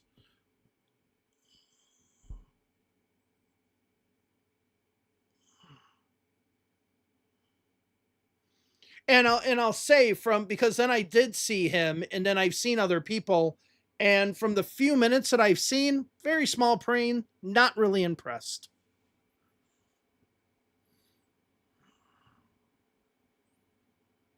Yeah, the Leah Miller, she's like the only one on YouTube politically that I actually watch. Oh, this must have been the thing that they had. Hold on. At the moment, I've watched 11 years of Tories, a year and a half of Labour, and sometimes it's very hard to tell the difference. People wanted change, and we actually told it the way it was. What was the benefit or the purpose of having a picture of Prime Minister Starmer and Narendra Modi on there, or David Lammy and Benjamin Netanyahu? What message were you trying to send there? Well, I can't answer the local party who did those leaflets, but I would say what we were doing was highlighting the way that Labour is working. And that's our job, surely. That's campaigning. That's campaigning. Those were not fake pictures. They were real pictures right, of real that incidents. Is campaigning. And we reported them, just to make it clear. I'll just say again, there are some people who say that you were just trying to appeal to certain religious groups. And doesn't matter. You do what it takes to win an election. Listen, you have to work with everybody in a constituency, and the fact is, I think it is so rich that people are sitting there talking about the Green Party using this, that, and the other to try to win votes, having Modi in the picture and all this stuff with Trump and Nigel Farage and all that. But yet do not question all the stuff that comes out of the mouths of Reform UK. That's pretty rich.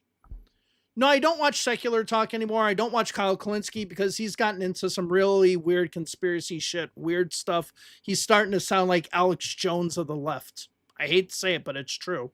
But see, that's what YouTube is nowadays. It's just entertainment. It's not necessarily information. So, yeah, we'll just wait. Wait, and wait.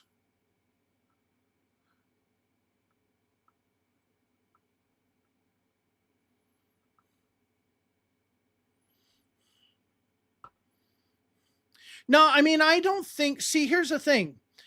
I don't think, somebody says, Kyle's brain is melting. I don't think that his brain's melting. I think that he's just actually going to where the commentary is on YouTube now. It's getting really dumb. Now, I don't want to pull, I don't want to pull a, man yelling at cloud type of thing, but when I got involved with politics back in the day, back in 1991, in order for you to be involved with politics, you had to go to an event. There was no internet back there. You had to get your ass in a car, drive to an event, attend an event, do stuff, then come back and actually be involved. Now you just need one of these things to be politically involved. And to me, it's made politics lazy, but it's also made it that you have a lot of conspiracy theories and all weird shit starting to get into what used to be the pure political space. Now it's cluttered with a whole bunch of other weird shit. And that's what I don't like, okay, is that it's no longer political discussion. Oh, okay.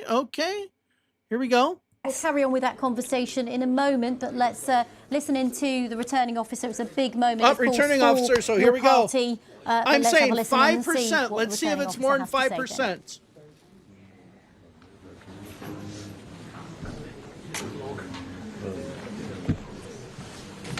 I don't watch Majority Report because it looks a little... He's a little bit too basic for me.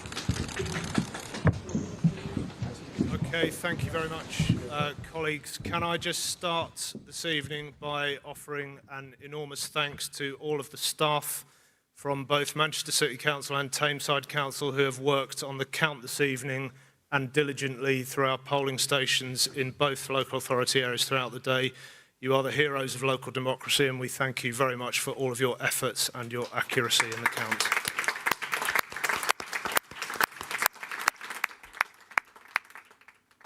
Can I also just remind people as well of what I said at the beginning of proceedings this evening, which is that it is very important in law that the declaration of the result of the poll is heard in full, and I need to make sure that that is achieved this evening. Thank you. So for the UK parliamentary by-election held on the 26th of February 2026, this is the declaration of the result of the poll. I, Tom Stannard, the acting returning officer for the Gorton and Denton constituency, give notice that the total number of votes cast for each candidate was as follows. Jones, Sean, Ian, Alec, the official Monster Raving Loony Party, 159. Yay! Buckley, Brendan Nicholas, Advance UK, 154. Cadden, Charlotte Ann, Conservative Party candidate, 706. Clark, Daniel David, Libertarian Party UK, 47. Goodwin, Matthew Thomas James, Reform UK, 10,578. Moore, Sebastian, Social Democratic Party, 46. Meghair, Joseph Bernard, the Rejoin EU Party, 98.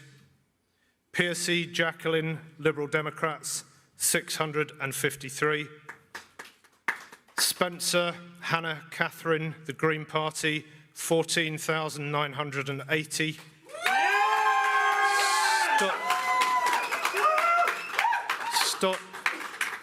Stoya Angeliki, Labour Party, 9,364. Ooh, under 10. And Wills Hugo, Communist League, 29. The total number of valid votes cast was 36,814, and the number of ballot papers rejected was as follows. Want of official mark, 0. Voting for more than one candidate, 28. Writing or mark by which the voter could be identified, 0. And being unmarked or void for uncertainty, 62. That makes the total number of rejected ballot papers 90. The total number of ballot papers verified as returned was 36,904, and the percentage turnout was therefore 47.62%. No? So I hereby declare that Hannah Catherine Spencer is duly elected Member of Parliament for the Gorton and Denton. That was not close. That was not close at all. So there you have it. The Green Party making history, winning their first parliamentary by-election. Let's hear from Hannah Spencer. Because this is a lot. I didn't grow up wanting to be a politician. I'm a plumber. And 2 weeks ago, during all this, I also qualified as a plasterer. Because even in chaos, even under pressure, I get things done. I am no different to every single person here in this constituency. I work hard. That is what we do. Except things have changed a lot over the last few decades, because working hard used to get you something. It got you a house, a nice life, holidays. It got you somewhere. But now, working hard, what does that get you? Because talk to anyone here and they will tell you. The people who work hard but can't put food on the table, can't get their kids' school uniforms, can't put their heating on, can't live off the pension they worked hard to save for, can't even begin to dream about ever having a holiday, ever. Because life has changed. Instead of working for a nice life, we're working to line the pockets of billionaires. We are being bled dry. And I don't think it's extreme or radical to think working hard should get you a nice life. And I don't think that if you're not able to work, that you should still have a nice life. I think that absolutely everybody should get a nice life. And clearly, I'm not the only person who thinks that, because I've made clear my position and my commitment to working class communities, the community that I am from. People in their thousands told me on the doorsteps and at the ballot box that what we are sick of is being let down and looked down on, that we are sick of our hard work making other people rich. I lived in this constituency at one of the most difficult and challenging periods of my life. I saw how strong the community was at holding things together. But I saw how much harder life is when the things around you are broken. The litter, the fly tipping, the dirty air. And when I moved, it became even clearer, and this is why I am fighting for the community that I lived in and that I still work in. Because I absolutely refuse to accept that we should ever have to move and leave our communities for good schools, a thriving high street and clean air. And I will not accept a society where having more money gets you a longer life expectancy. And so when it came to fighting for people here to stand in this election, well, how could I not fight? Because here, this is what we do. We fight for each other in this very diverse constituency, where our struggles might not always be the same, but where we know how hard life can be, and we stick together. Whatever our beliefs, our backgrounds, our colour, or our level of education, we stick up for each other. And to those who voted for me, I know that earning your trust starts now. One vote on one night is not something I will take for granted or assume will happen again. I will earn your trust. And to those who didn't vote for me, I will always work hard for you, and I will always be honest, and I will always be decent. To our Muslim communities who this week suffered an attempted attack during Ramadan, whilst I was being welcomed by women at a mosque in Longsight, someone just down the road walked into a mosque carrying an axe. And whilst we were gathered and eating together, an act of terror could easily have taken place. And I can't and won't accept this victory tonight without calling out the politicians and divisive figures who constantly scapegoat and blame our communities for all the problems in society. My Muslim friends and neighbours are just like me, human. And of course, to our white working class communities, the background that I have become so proud to be from, we know how it feels to be looked down on, maybe because we didn't do well at school, maybe because we do dirty manual jobs, because we are shut out of places we should be in. To people here in Gorton and Denton who feel left behind and isolated, I see you and I will fight for you. Because whilst our communities may sometimes be labelled in different ways, the thing everyone seems to have underestimated here, especially over the last few weeks, is how similar we all actually are. How we have common ground, how we get along, how we stand up for each other. The cracks that were starting to show can be healed, and I believe that it is through offering people hope and a chance to do things differently and do things better. Now, to my customers, I'm sorry, but I think I might have to cancel the work that you had booked in because I'm heading to Parliament. And when I get there, I will make space for everyone doing jobs like mine. We will finally get a seat at the table. And to Layla, the little girl who I had the pleasure of meeting and holding this week, I promised you I would try and improve the world that you are growing up in. I told you that I am not perfect, but that I always try my best. I always try and do the right thing. Now, something exciting is definitely happening, and I invite you all to be part of it. Come and join the Green Party so that we can spread hope and win everywhere across the country. Our strength will grow as more and more of us come together. We have shown that we don't have to accept being turned against each other. We can demand better without hating each other. We can do that together. We ran a hopeful campaign backed by thousands of volunteers and activists. We defeated the parties of billionaire donors. We have shown that we don't have to accept being turned against each other at all. And we did this with the people who live here, side by side, shoulder to shoulder, just as we have always done in this constituency and in the whole of Greater Manchester. Because this is Manchester, and we do things differently here.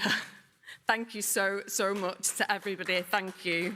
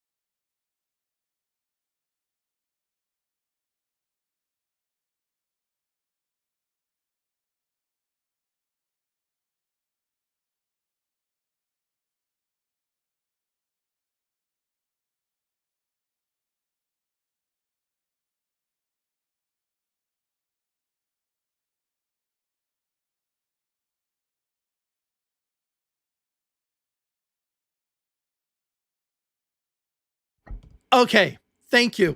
Um, it was muted. Sorry about that. That was huge. That was a great speech. That was a big one. The results were huge. Sorry, I did have it muted, like I said. Somebody asked a super chat earlier, and I'm just gonna read that really quick. Somebody says, "Do you disagree with any GOP energy policies?" I disagree with them giving tax incentives to oil and gas companies off, our backs. But I don't think the Democrats would change that either.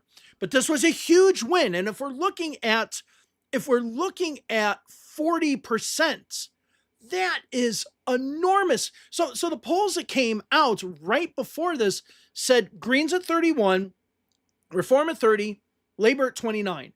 This was a huge loss for Labor. Okay, down 14%. I was like, if they're down 5, that's going to be a problem. 14, that's a huge problem. And it wasn't much better for Reform. They went down, they had 29%. They were 11% clear. Okay, it's still a better result. They still double up on their numbers that they had in the last election. But at the end of the day, this was a huge win for the Greens. So what do we check for in the morning, right? This is coming out at 4:00 in the morning. My guess is you're going to have, well, I don't know. Do you start seeing backbenchers start coming out? I don't think you see front benchers coming out. I don't think you see Anyone with any type of portfolio, whether it be as a minister or deputy minister, whatever, I don't think you see them coming out. But do you see some backbenchers start showing some frustration in the party? Okay. This was a huge rejection to Labour. And as I mentioned earlier, Andy Burnham, he doesn't need to say anything. Okay. This result basically backs him up. He can, like I said, he can just do the Jeremy Clarkson smug face. Okay. This is going to be huge. All right. With that being the case, we're going to just end tonight because it's been a long stream. It's been a long day. The stream has been 6 hours for a by-election in the UK. But I am going to be doing more. The stream didn't have as many people as maybe an American stream, but I like doing British politics, Canadian politics, Australian. I like doing them a lot more than American politics. I really hate doing American politics, I'll be honest with you. But we're going to go ahead and end the night because, like I said, I've been up since 5 a.m. and it's 10:42 and I got to get up at 5 a.m. So, yeah. Thank you all very much for joining me. This was an excellent race to watch, regardless of who you were going for. But this was seismic. This might be one of those by-elections that's absolutely seismic. So let's see what happens over the next 48 hours, honestly. All right, so we're done. Have a great day wherever you are, and I will see you next time.